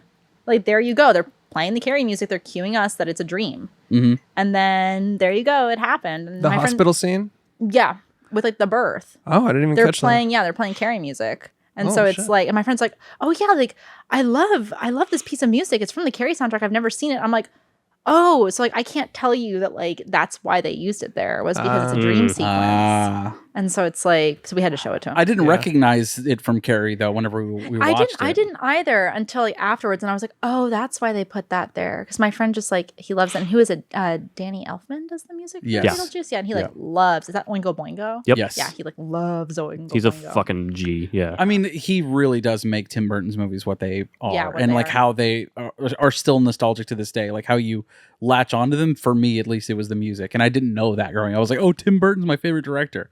That's what I always thought until later on, where it's like, actually, Actually, it's just Danny Elfman. it's just the vibe that Danny Elfman brings along Yeah. with Anton Furst. Same thing for Spielberg. We've said this many times. Dude, yeah. Oh, John Williams. Yeah, like that's a Spielbergian feel. Like he has that bombastic adventure feel to most of Spielberg's movies, and yeah, Spielberg has that big bombastic adventure in all his movies, but like John Williams pops off for like everything, for a unique score that like lifts and elevates every single film he touches. You know what? I actually saw a stat the other day that John Williams is the most famous composer in human history. Wow. Because of his overarching reach that he's had with Spielberg's movies. I mean, like more than Beethoven. More than Beethoven, more than if you think Chopin. about it, Star Wars. I guess that makes sense, yeah. Jurassic Park. I mean, yeah, that's it. No, I'm just kidding. No, honestly, though, it's like music that people listen to. It's like my little brother, I was telling someone the other day, when we were kids, like he only listened to video game music. So he only listened to like classical music, like from video games. And it was just like the best. And that's why he grew up to be so good at playing music. And like I cannot play like anything at all. So, but it's just like, I don't know. I think it's the movie soundtracks are really amazing for stuff. So, but it takes me back to that time more than just like a frame of the movie, if that makes sense. Oh, no, 100%. For sure, yeah. And as much as I love visual language and I talk about it all, I mean, just talk about cinematography, that's always like my sort of like a gateway into a movie to like in liking a movie, especially like Michael Mann. It's like just the vibe. Oh my God, Michael Mann, Manhunter. Oh my God. Exactly. Oh my God. It's always the vibe of what he does. But to me, I guess the music is always kind of what sticks long after the process. Well, also like when you have like a director like John Carpenter who's doing like all of his own music, and then like you really get to see like why he's putting things where he's putting it, and like his love for music like lends itself to his cinematic language, and he's really thinking about the whole thing while he's directing. What was your first John Carpenter film? My first John Carpenter, oh God. Mine was Vampires. That was definitely not my first one. Strikingly, that was my first, and I still fucking love it to this day. I don't know if it was my first John Carpenter, because I probably saw like Big Trouble Little China and like that stuff first, but my favorite John Carpenter is Prince of Darkness, 100%. And I saw that because in my family, we play this thing called The Game whenever we pick a movie, where my dad has like a stack of movies, and then one by one, we each remove a movie, and whatever's left is what we watch. That's so it's fun. like what people like want to see, like kind of they all agree like I would see this. And it was between Uncle Buck and Prince of Darkness. And my little brother, I was like 10. And my little brother, who's like 8, knew I wanted to see Uncle Buck really bad. And so he took it out. And so we watched Prince of Darkness. I had nightmares. I still have nightmares from that movie. Whenever I hear, I don't know if you guys have seen it, but whenever I hear a ringing in my ear, I'm like, oh, that's me from the future trying to warn myself that something bad is about to happen right now. Okay, you said Prince of Darkness? Is that what it's called? Yeah, Prince of Darkness, yeah. Is that the one? That Val Kilmer? So it's when he, so John Carpenter took a break from filming, and he went to UCLA and studied like metaphysics and like all this kind of stuff, and like got like a master's in like some kind of like quantum physics. And then he came back to the film industry and made 2 movies back to back. He made They Live and Prince of Darkness back to back. And he had like a deal. I remember reading in Fangoria, he had some kind of deal where the movies were already pre-sold. So he's like, I can do whatever I want for the first time in my life. And so he's like, I'm just going to make these kind of like metaphysical quantum physics movies. And that's why he had like this whole shift in his filmography kind of to like these like alien like movies where they're talking to you through things or they're pretending to be other people. Well, They Live obviously in that same context. Oh my God, Marry and Reproduce, baby. It's like amazing. I love that movie so much. I love Carpenter. Me too. Yeah. I love Carpenter, and of course I love Paul Verhoeven. Like I love him, just like my mom does. Who would be your literally me director? I don't know. It's weird. People ask me like, "Who's your cinematic forefather?" I'm like, I don't know. My dad. Of course, literal dad. Like my literal dad. I mean, like my favorite director is Ken Russell, like 100%. Like I love Ken Russell so much. And like I love Paul Verhoeven, and I love all these like Norman Jewison. Like I love all these like super manly directors, like manly men stories. I love men stories. They're so much more interesting than back when stories. men were men and not nihilists. Well, yeah, that's the truth. Like back, like, but you also, I try to tell people all the time, like you don't have to look like the character on screen to relate to them. No, like, yeah, all the time. And people, I think, make this mistake where it's like I have to be represented visually, physically on screen for me to be able to connect. And the answer is no, you don't. Like, yeah, like I'm reading Berserk. Like you just pointed at it, and it's like I do connect to guts sometimes, and it's like weird. And when I watch Bugsy Malone, which is like my favorite movie, I don't connect to like Blousey and Tallulah. I connect to Bugsy as like this like in between kid. And like when I watch Rollerball, I connect to Jonathan, and like all he has is the game. Yeah, and he will do anything to keep playing it. I'm like, that's like rad. To me, and we were supposed to talk about this movie, I know, at some point in the show, but Strange Darling feels like a manly movie. Oh, it's such a manly movie made by really cool manly men. It's like just amazing. So you enjoyed that one? I have a story about that one. Let's hear it. I was on a date with a stoned man. No, he was sober, but I was on a date and we were supposed to go see a different movie, which was like some like art house movie that had just come out. And I found out that Giovanni Ribisi shot Strange Darling. That blew my fucking mind. Yeah, that's crazy. Oh my God, it blew my mind. I was like, Giovanni Ribisi, the actor, is now Giovanni Ribisi, the DP. Yeah. And shoots on film. Let's fucking go. And shot on Kodak 50D, like 250D, 3 something T, like tungsten D, like whatever, 35 millimeter, all of the above. And so I begged this guy, I'm like, listen, I know that we're supposed to go see this. I'm like, please, will you take me to go see this instead? And he's like, sure, like whatever, let's go see it. It sounds cool. And so we went. Did you see it on film, by the way? No, I saw it at the AMC, which sounds like terrible. Seat H8, dude. No. We went to like some random AMC dine-in like in Playa del Rey, and we walked in and we were late, and I was kind of mad about that. But like, we were late to the movie, so we missed the beginning. And we sat at like a random seat, and we're sitting there, we're watching, and we walk in at like the really intense sex scene. And I'm like, this is kind of awesome. I'm like, dude, like we're on like a date. You missed a lot. Yeah. I know. And I was mad because like he was the one that was late. And then I was like, well, we shouldn't go see this now. And he's like, no, I bought the tickets. Like, let's go see it. And I was like, whatever. I did end up watching the beginning again anyway. But yeah, we sit down and like we're watching and like I'm sitting. And then all of a sudden this Hispanic guy next to me goes, psst, psst. And I look over and I'm like, yeah.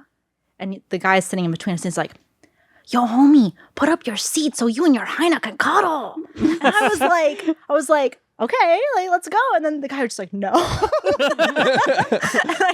the guy was like, not doing that. Like, come on. I know. Like, I can't take advice from the guy with a face tattoo at the moment. He's like, not doing that. Man, my audience loved that movie. Like at scenes like where they're like when she comes out of the refrigerator at that part. Oh and my like, fucking God. Like they man. attack, like, and like when the police officer comes in after that whole like scene, she's like, I've been raped. Sorry, I don't know if I can say that on here, but like I've been attacked. We're so further demonetized. It's crazy. We're in the dumpster of YouTube. It's fine. Say whatever you want. You could kill a man on this podcast. We literally could. When she's like, I've been raped, and then they like start to like let her go, the guys in the audience are like, no.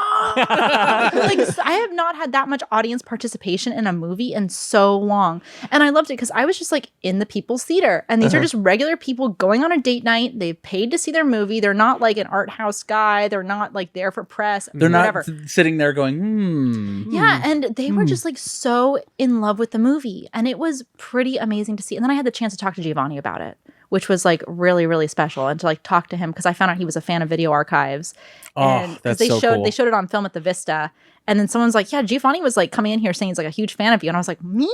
Giovanni's a fan of me? And I was so excited. So yeah, I was like, here's my number, and I was like, okay. So I like texted him, and I was like, hi, I'm like really big fan of you, and like I'd love to talk to you. And he was like, yeah, like let's talk about it. And so I went over to his house and like we talked about the movie and told me like a bunch of really cool stuff about it, just like about shooting it and how the script came to him. And Did you do it for the Gala show? I did do it for the Gala show, so that'll come out like in a while. But like he gave me a whole thing on it. But I have some. I'll tell you guys. Check that the fuck out. By the way, the movie, like how they made it, it's like super low budget. And the fact that they shot it on film, and like he told me like all these tips and tricks, like if you want to shoot, you can shoot on film. It's actually like you can do it. Mm-hmm. And it was just, I don't know, it gave me hope that like things are not done. That film isn't dead. That film is not dead. No. Yeah. And I walked out of that theater saying like, film is not dead, because here are people at the People's Theater going to go see Strange Darling, which is an indie like low budget feature. But like, did you know that Giovanni Ribisi, he went to school for like computer graphics? No. Like, that's like what he went to school for, and then he became an actor. That's and so it's like, cool. It's like he knows how to do all that kind of stuff. I feel like so many famous actors have weird origin stories like that. Yeah, like how Harrison Ford was like a carpenter. Oh my God, I love Harrison Ford. He's great. Yeah. Another man's man. I know, he revs my engine, that's for sure. It's just like you see him like in movies like Witness, but Frantic is like the most romantic movie ever made, like by Plants. Oh my God, it's just like amazing. I love that movie. I love him so much. Like I respect his not giving a fuck attitude so much now. Like he's he's been fucking Han Solo in Indiana Jones. He's like, don't fucking talk to me. Yeah. You know? That damn music follows me everywhere. Yeah, it's I amazing. love his like I don't give a fuck anymore type of vibe. If you love Harrison Ford, you should watch like in order like his Peter Weir movies, because I think he does Witness with him first. Peter Weir is an amazing director. He does Witness with him, and then he does Mosquito Coast. And when he does Mosquito Coast, it literally breaks him as a person. And you see in every movie filming the movie broke him? Filming the movie broke him as a person. And every movie you see him in afterwards, he has that crazy within him still. Like Working Girl. He does Working Girl immediately after Mosquito Coast. And you see the crazy come out. It's insane. But you should check it out. It's amazing. Yeah, I just watched that recently for the first time, Working Girl. It's like he's kind of like in a rom-com. But he's a little crazy. Yeah, That's and why. it's a kind of eccentric kind of, and like, yeah, it was a really fun movie. Just bad boy energy. I'm a bad boy. Yeah, that's the vibe that he gives off. Yeah. But he's like actually unhinged a little bit. A little bit, yeah. It's like that Russell Crowe masculinity. Oh yeah, no, it totally is. But where it's like, this guy's a fucking insane. Like, genuinely. No, he's genuinely insane in the movie. It's like he has a band. Like, are you fucking kidding me, dude? Like, I can't not see your band, I guess. Yeah. You have a band. Did you love Strange Darling? I fucking adored it. I really, really, truly did. When we were talking about it last week, I know you weren't in love. You did like the timeline, right? How like the chapters are. I thought that the fact that non-linear. Right? I thought that the fact that the story was told in a non-linear way, it's interesting that it raises questions in you that would not be asked otherwise. So it creates storylines like artificially, which is really cool. Yeah, you could basically take any movie, not any movie, but you could take any other movie and just rearrange it, and it kind of does the same thing, right? Like where it's like, I'm just gonna create a non-linear like gaps in information that make your brain start to fill it. But I still loved that gimmick. It was like, it kept me like in detective mode the whole time. I was like, wait, are they gonna like I don't want to spoil anything, but god damn it, I want to say something. No, fuck it. I'll edit it out. I'm already talking about like the moment she climbs out of the fridge and like, it's like I've been raped. Without context, people aren't gonna know. But I'll edit this out specifically. Also, the movie's just so beautiful. Like, 100%. Like, I love Kodak specifically. Like, Kodak, the way it picks up certain colors is gorgeous. And then to see Giovanni working with the rest of the crew, and I know that their time was super limited. Like, they only had like 2 takes for most things. And so just to see like them pulling, and like the hotel scene, they were supposed to shoot in a completely different location. And then all of a sudden, like day of, it's like, okay, we got to light this, we got to do it. It's completely different. But to see them like doing color theory with the film, because they know like it takes a wizard, like a chemist. Like, you don't know what you're gonna get until it goes to the lab. Right. And it could be bad. Yeah. And it could be really bad. But it's not. It's like, it's beautiful. It's like they could be going for giallo color. Yeah. And not get it. And they went and they picked specifically all the outfits, all the sets, everything. Like that red, and it gets picked up so beautifully. It's amazing. Yeah, the bathroom scene where bathroom when she's in there and she's going through his wallet, and like all of a sudden, and also just like the way the blood shows up on like this film stock, it's like it's mind blowing, and it's also just like, why are other movies not doing this that have bigger budgets and the capability? If this movie with this budget had the capability to do this, then why aren't bigger movies doing it? Yeah, and they're being too long, and they're shooting digital, and they're shooting too much. I feel like there's a finite aspect of film. It's like lightning in a bottle sometimes. If you're shooting on film, it's not like, oh, fuck it, we have 10,000 SD cards. We can hooked up to SSDs. We can just run it all day, throw a green screen behind it. We'll figure it out later. It's less thoughtful in that way. It's less thoughtful. And then the magic of like it being in the can, you can't look at it. Well, that's like crazy. It's amazing. And not only that, but like the way that you shoot digital versus the way that you shoot film is 100% different. When you shoot, they always say, like my dad has taught me, like when you shoot film, the DP's necks are all supposed to be burned because you're shooting with the light behind you. When you shoot digital, you're shooting into the light to create lens flare and artificial depth. And so it's just like the way that you like literally shoot your movie is 100% different. And it's just crazy to me because it's like, it changes. It's like a physiological difference because of like how scan lines and whatever activate your brain cycles. And then it's also just like the art form itself is different. There's a chemical difference. There's a literal chemical difference. It's light hitting a chemical instead of a digital sensor. Yeah, it hits a mirror that goes onto the thing. And like, how does it work? I don't know. Yeah. I'll never know. It captures our souls. It was proven, I know you don't have like a Netflix or anything, but like it was proven even further for me for The Gray Man, that Ryan Gosling like action movie that came out a few years ago with the Russo brothers. Yep. Like to me, it's like that aesthetic, like literally it's called The Gray Man, but that gray aesthetic totally ruins action pictures or any pictures for me because it all sort of feels flat. like that. It's flat. It's so too clean. It's so flat. Yeah. And then our dude that did Chris's favorite movie, The Shining 2, what's it called? Dr. Sleep. Dr. Sleep. Oh, Oh, why can't I remember his name? Walter. Who gives a shit?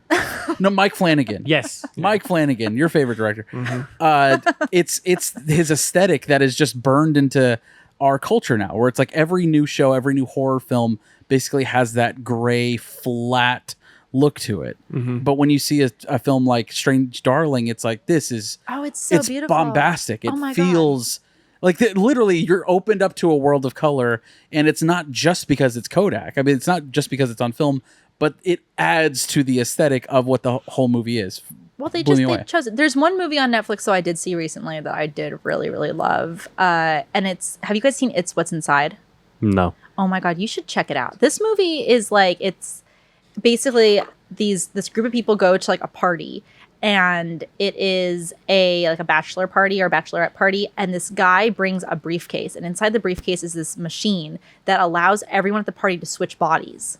And they play this game where you don't know who's in whose body, and it's like as the day evolves, and it's really good. This looks great. It's going to be one of my favorite movies of the year. And you know what? I've seen the thumbnail and I've heard people rave about it. Yeah, it's by this guy Greg Jardin, and I had the chance to interview him for it. And honestly, it blew me away because like I see these movies and sometimes I'm like, this is great, this is not, this is great, this is not, and this one is great. This is actually really the performance is also because they're switching bodies, and so they're switching characters, so you have the same actor playing different characters, and they have to be developed. They have to be developed enough as a character for you to know who's in whose body.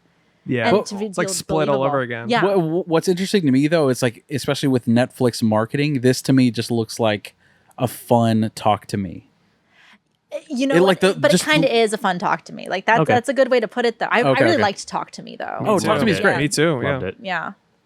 But this one's really good. You should check it out if you haven't. Anytime I see the Netflix sticker on anything, I'm always just like, I mean, I've interviewed a few guys that have done Netflix movies, and their movies are actually like really good indie movies. Did you watch Rebel Ridge? No, I haven't seen Rebel Ridge. I heard you guys talk about it. I heard you guys talk about it. It's it's where men can be men. It sounds right up my alley. Yeah. But no, because I saw Green Room. Yeah. Well, because isn't Patrick Stewart in Green Room? Yep. Yes. Yeah, he's in Green Room. And so Jeremy Saulnier is just one of my absolute favorites. What's the other one he did? I haven't seen his other one. Blue Ruin. Okay, so why didn't he do like Red whatever? Like that's exactly what I said.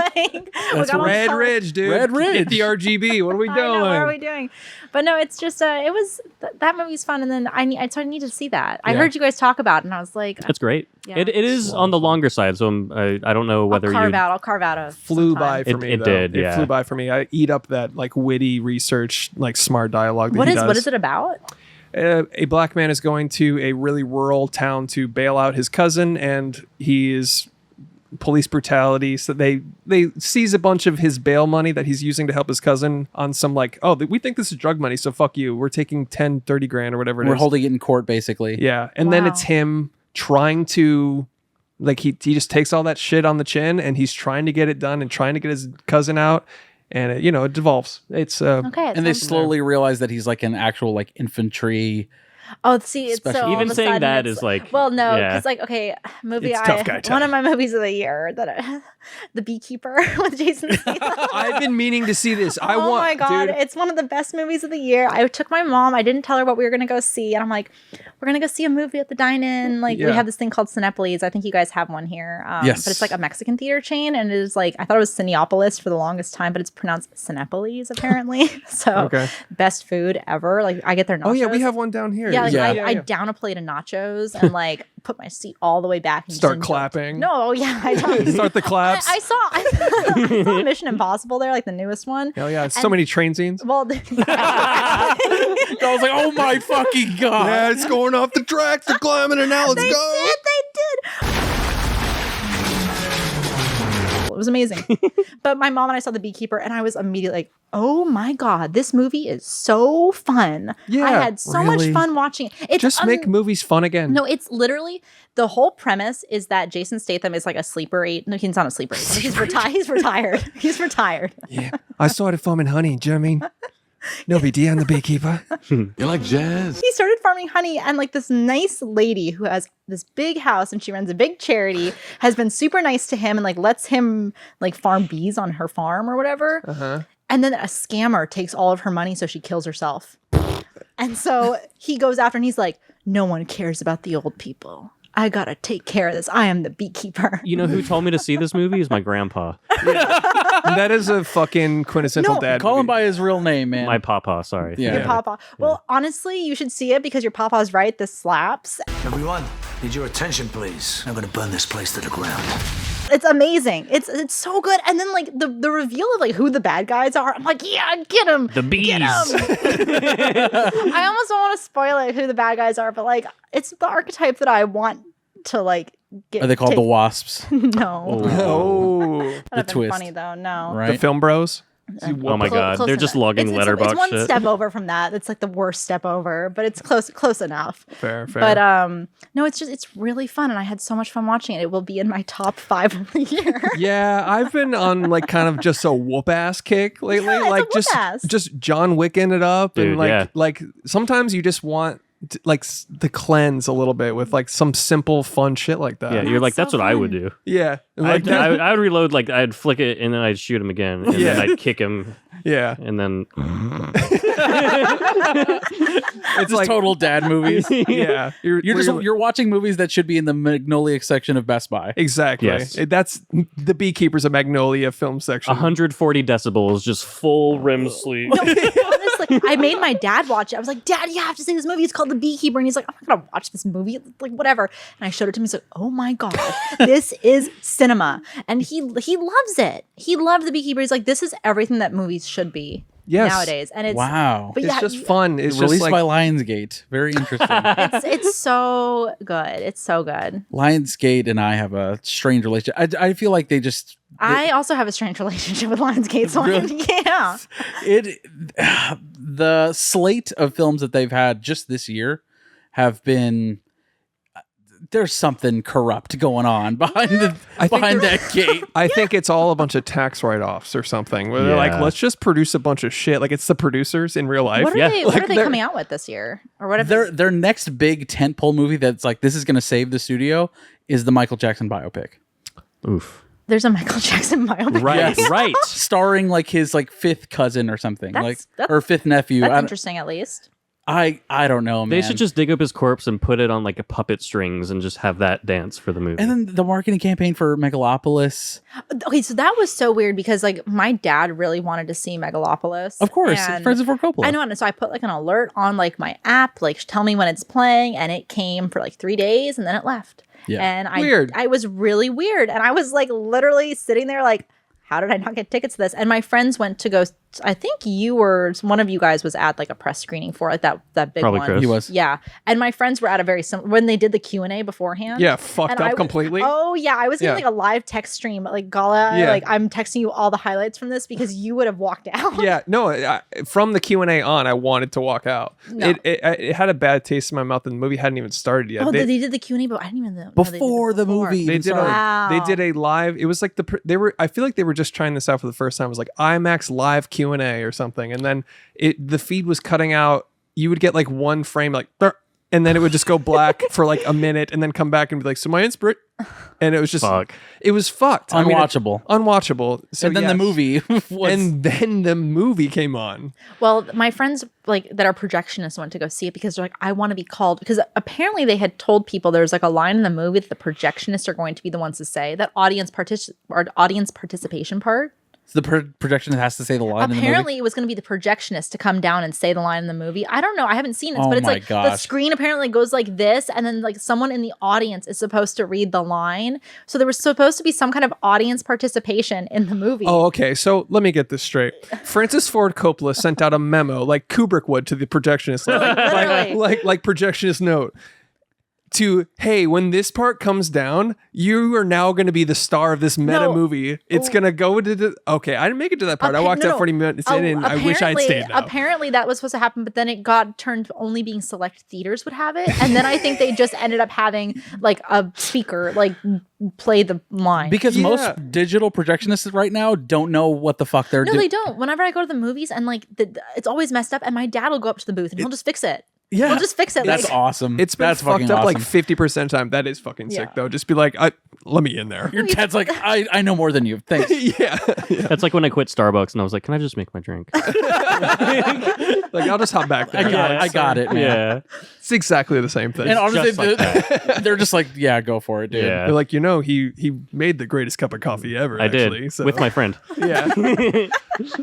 But yeah, so I mean, back to your point though, like it being in the People's Theater AMC, sometimes you just want a 90-minute banger to have movies be fun again. Clap it up if the movie calls for it. You know what I mean? Like I love an audience participation when it's respectful. When it's respectful, yeah. When it's like you can know the difference. When it's like, distracted people or people just talking, not even paying attention or throwing shit or whatever. That's or different. people laughing at the movie instead of with the movie. There's also a big difference. honestly, with that. we're guilty of that sometimes. Well, though. I am too. I think we Yeah. all are. Yeah. Like sometimes a movie's so ridiculous that you just have to The laugh. creator. But there's some movies that like I don't know. There's some times that it's okay, and there's sometimes that it's not okay. Yeah, I get what you're saying. I agree. Like, for example, if I saw Megalopolis with you guys, I think we would have Stuck it through. Yeah. because it's so absurdly bad. It would have been fun.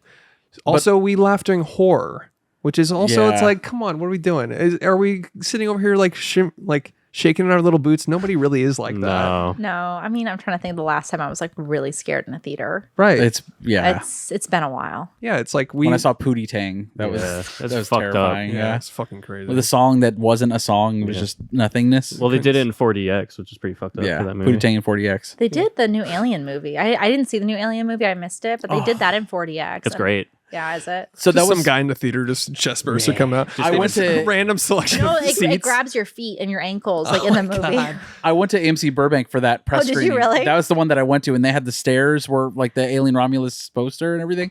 I'm 99% sure Fede Alvarez's family was in that theater. Oh, it's amazing. Whenever his name came up, everybody Started, like, screaming. a whole row, and when his name came up again at the end, they did the same thing. I was like, that's for sure his For family. sure, his fam. That's awesome. Mhm. I heard it's really good though. It's great. It's a banger. amazing. What are your thoughts on Evil Dead 2013? Oh gosh, did I even Be careful. Evil Dead 2013? I don't know if I saw that. It's Fede's like reboot remake. Oh no, I don't think I saw. I saw the newer Evil Dead though. Evil Dead Rise. Yeah, I didn't like that one. It's all right. Yeah, Yeah, it's I all mean, right. I was It's- like in the it's fine. theater and I was like, eh. yeah. So you never Like, saw 13? I don't know if I saw 13. It is the greatest horror What movie was of I all time. doing in 2013? I bet I could look on Letterboxd and see what I was Yeah. doing. Yeah. But like, what was I doing then? I don't know. I Probably wasn't- trains. Yeah, a bunch of train shit. Probably. No, that's train that's shit. that's a recent development. So Well, I highly recommend it. I feel like you have like this similar vibe of just like having fun, and it's like that's one of the most metal horror films ever. You is should it check that- really? Oh, Yeah, the God, 2013 one. It's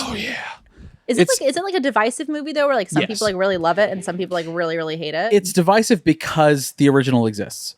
Okay, but the original exists in so many forms. Like for me, it's like the only movie scarier than Evil Dead is Evil Dead 2. I have the poster hanging in my house. It's like that's just how it is. And like I love Medieval Dead, like Army of Darkness, like Yeah. the Yes. Medieval Dead. I love it. Yeah. And like I So think a fucking movie fun. can be remade as many times as it wants to be. So Yeah. it's just Well, though that like trilogy is mostly camp and funny, and I feel like some of the diehard OG fans, the purists, this is more of a serious reimagining. He took Evil Dead and he's like, no, I'm gonna make this fucking scary and cringe horror and body horror and rain. really. Oh, it's but like fucking the great. new one was kind of like that too. Like it didn't really have like a lot of. None I of the- had a whole like thing on it that I can't remember now because it's been so long since I've seen it. But like I had a whole like this is why it feels like this way, and I was Well, Yeah. it's sort of like the Substance where it's like it's supposed to be Los Angeles. I felt like Evil Dead Rise was supposed to be New York, and it absolutely oh, it wasn't. absolutely was. It's absolutely not. And it's like this doesn't even pretend to look like New York City, right? yeah. And that's the whole thing that they're feeding you is that it's Evil Dead, but not in a cabin. It's in New York. Yeah. It's fucking not though, dude. I know. I do. This is like a medieval building. This doesn't feel like Yeah. the city at all. I do respect them for being like, we're gonna take it out of the cabin in the woods for once. I like that respected too. decision, But 13 is just perfection. it is. Yeah. Yeah. Okay, I'm gonna have to see it then. I'm gonna have to catch it. Yeah. Yeah. Catch me making a homemade VHS with a red tape soon. There are a lot of friends of mine that make those homemade VHS tapes, and like someone actually put Train Killer on a different VHS tape to like fucking fool me. go. They just keep doing it to me. They're like, here's a I copy get of rickrolled. Memento. I was like, here's because I got a tape that was like messed up. I wish I could. can't remember. It was like some anthology film, and then like they're like, "Oh, I fixed it for you," and like I got it back, and it was like the train killer, and I was like, God damn it. I love when people like do the Kill Bill Volume 1 and 2 with a red tape and the yellow tape. Like to me, it's like that's I relate to this person. Aren't they putting Alien Romulus on VHS? Yes. Yeah, it's the first studio release since 2006, like big studio release on VHS. Since, History of Violence History was of the one. Violence, yeah, with Josh Olson wrote that. I love that we all know that. Yeah. Yeah. I'm with my people. Just a piece of trivia. Like if we were at trivia nights and it was like VHS, and like, I think we'd be fine. But It's like, did you know? Yes, I did. I did actually. yeah, actually. Yeah, actually. It actually bothers me that you didn't think I knew that. Well, anyways, I think we should maybe play a few games and wrap this up. Yeah. Absolutely. Yeah. So, Absolutely. so usually we do like budget game. We guess the budget. Okay, let's guess a budget. Okay. Yeah. So is it like an actual budget, or is it like the budget after the producers have stolen money from the movie?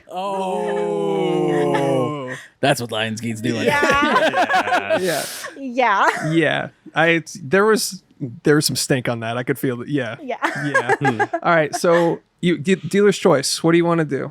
Something you don't know. Let's pick a movie. Something maybe we're we've gonna talked pick a about. movie, something that we talked Yeah. about.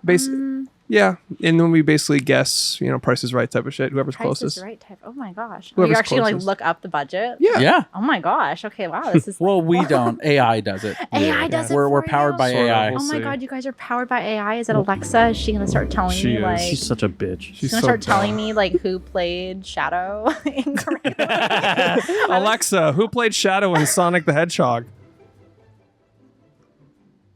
She heard me shit Keanu talking. Reeves is the voice of Shadow. Wow, she got it right this time. She heard me shit talking. There and you she was go. like, She's been listening. let's for once. do the substance. Okay, the substance. How much did it cost to make? I'm gonna guess it cost 20 million. 20 million to make the substance. That seems a little high for me. That was stuck in purgatory forever. You know that, right? The whole story about it. No. That, like they did not know what she was making essentially, and then eventually they like saw the movie and they were like, "What is this?" And That third act. Yeah, Like, what the they fuck? had no idea what she had been making. I love that. That's but also why it's I like, appreciate the movie because I'm like, well, she did that. Yeah. yeah, she cooked on it. She in my fucking went opinion. for it. But also, Dennis Quaid, his best role in Oh the my years. god, God. and Reagan. Hello. yeah. Another one that came and went. Yeah. I just am so surprised that I don't know, wasn't more like didn't hit for more people. Reagan? No. Reagan? He's actually not that bad of a guy. Oh, then people didn't go see Horizon, dude. They're not gonna go see Reagan. All right, so 20 million. Yeah, give me 12. Give me 12. As the economist, my guess would be 15.73 million. Economist. I'm gonna go with You're all hats. Yeah. I'm gonna go with 25. Alexa, how much did the movie The Substance cost to make? The substance cost an estimated Oh, $17,500,000 US dollars to make. You guess 20, right? Call's Yeah, yes, closer. 20. No, I'm not. No. Oh, Yes, you are. Yeah, that's what I meant to say. 15.7. 0.73, actually. Oh, okay. No, I think you're closer. Okay, so how much did it make now in theaters? Worldwide or just U.S.? Yeah, just worldwide, just all the money. I don't know, 200 million. As the economist again, $8 million. It's doing so well. I don't know. Everyone loved it. Yeah, let me go 65 million. It made 65. I'm gonna go 50 million. Alexa, how much did the movie The Substance make in theaters? The substance has grossed $14,500,000 US dollars. That's in the United US. States and US? 38 million. Yeah, the only place. 38 million worldwide. Worldwide. Wait, so it's like 14 US, 38 million worldwide. So together, it's 52. Did I do math right? Isn't worldwide also incorporating US? I think it's I yeah. don't I think know, that does it? includes. That's a great question. I don't know. It also doesn't matter. So, all right. So now, let's do. You want to do a actor game or director game? So actor game is fun. Okay. Yeah. let's We do really actor love the actor Okay. game. I mean, the premise is you just got to name every movie that the actor's been in. Oh God! It's around. I'm gonna lose this. It's game. like Oh no, I Potato. will. Alex is really bad at this game. Yeah, it's just last person standing. I'm even worse. So don't worry. Gosh, who do we go with? Who have we talked about? Robert Pattinson? Harrison Ford. Harrison Ford. Let's do Harrison Ford. Okay, let's do All right, hit her with the Harrison Ford. stressful music. Yeah. Oh God! This... Dun dun dun dun dun dun dun. dun. Harrison Ford actor game. Kick us Kicks off. Okay, Witness. Star Wars. Indiana And that covers Jones. all of them. We don't do sequels. Oh, you don't do so, sequels Yeah, and no, prequels? just the Everybody, Star Wars franchise. 2, Star Wars 3, Star Wars. Yeah, we're not going to do that shit. Indiana Jones. Harrison Ford, one of the greatest. Air Force One. There you go. Mosquito Coast. Blade Runner. Fuck. Damn. Yeah. You got my Literally Me movie. Harrison Ford was also in 40 Days and 40 Nights. Was he? Yeah. Yeah, dude. I haven't seen that since I was too young to see With it. Anne H. Banger movie. I think it's called The Fugitive. Fuck. Yes, yeah. Working Girl. I know because you just saw it. The Falcon. Where he's the Red Hulk. Fuck it, I'm out. The one that's coming out soon? Yeah. Fuck it, dude. Ender's Game. Fuck. That's a good one. Yeah. It's the new Captain America movie. Yeah, that one. So That's- that one. Oh, Frantic. Frantic. Harrison Ford was also in What Lies Beneath. Oh, shit. A fucking banger. Another banger. That's my favorite movie where a lady falls asleep in a bathtub.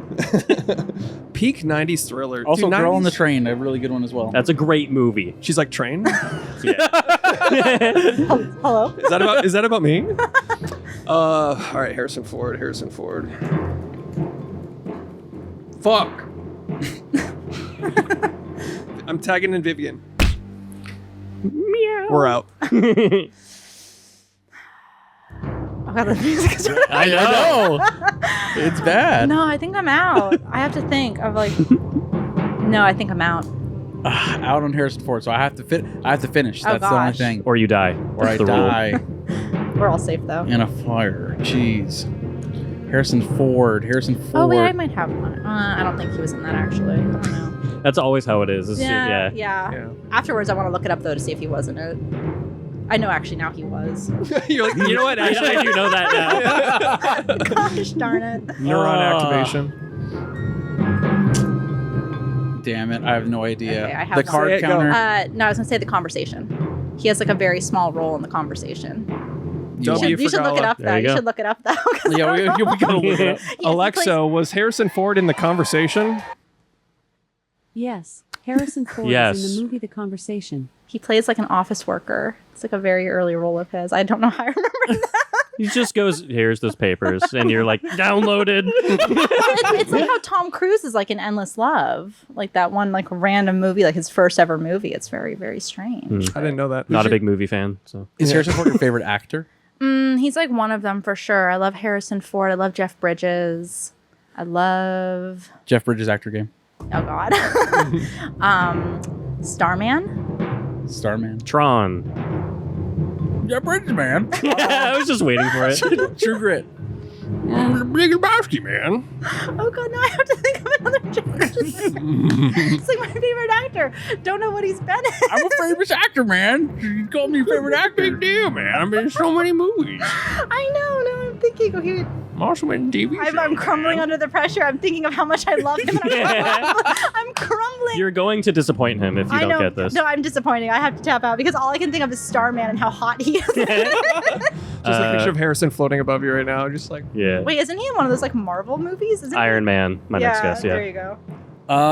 he built it with the box of scraps. I am out, by the way. It's a game. Box of scraps. With a box of scraps. With a box of scraps! Crazy Heart. Fuck! That's a good movie.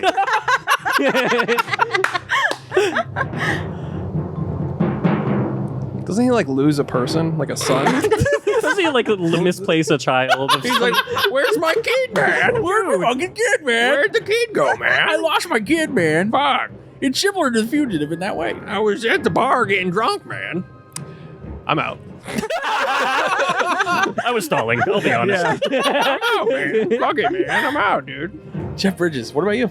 I'm out. You're out already? He's been in like 150 movies. I know, that's the whole thing. Yeah. He's been in so, but it's the music. I'm telling you, man. It just wipes your brain I'm gonna like start doing like white noise like meditation to this. Like I am preparing. for next time. Thinking sure. about Jeff Bridges. White Noise with Mel Gibson, right? The classic horror movie. Yes. Jeff Bridges, man. Oh, The Vanishing. Oh, fuck Let's you. fucking go, dude. Yeah, there you go. I Oh, still the need to see remake of that movie? Yes. The remake of that really good movie? The remix to Ignition? Hot and fresh off the kitchen, man. All right.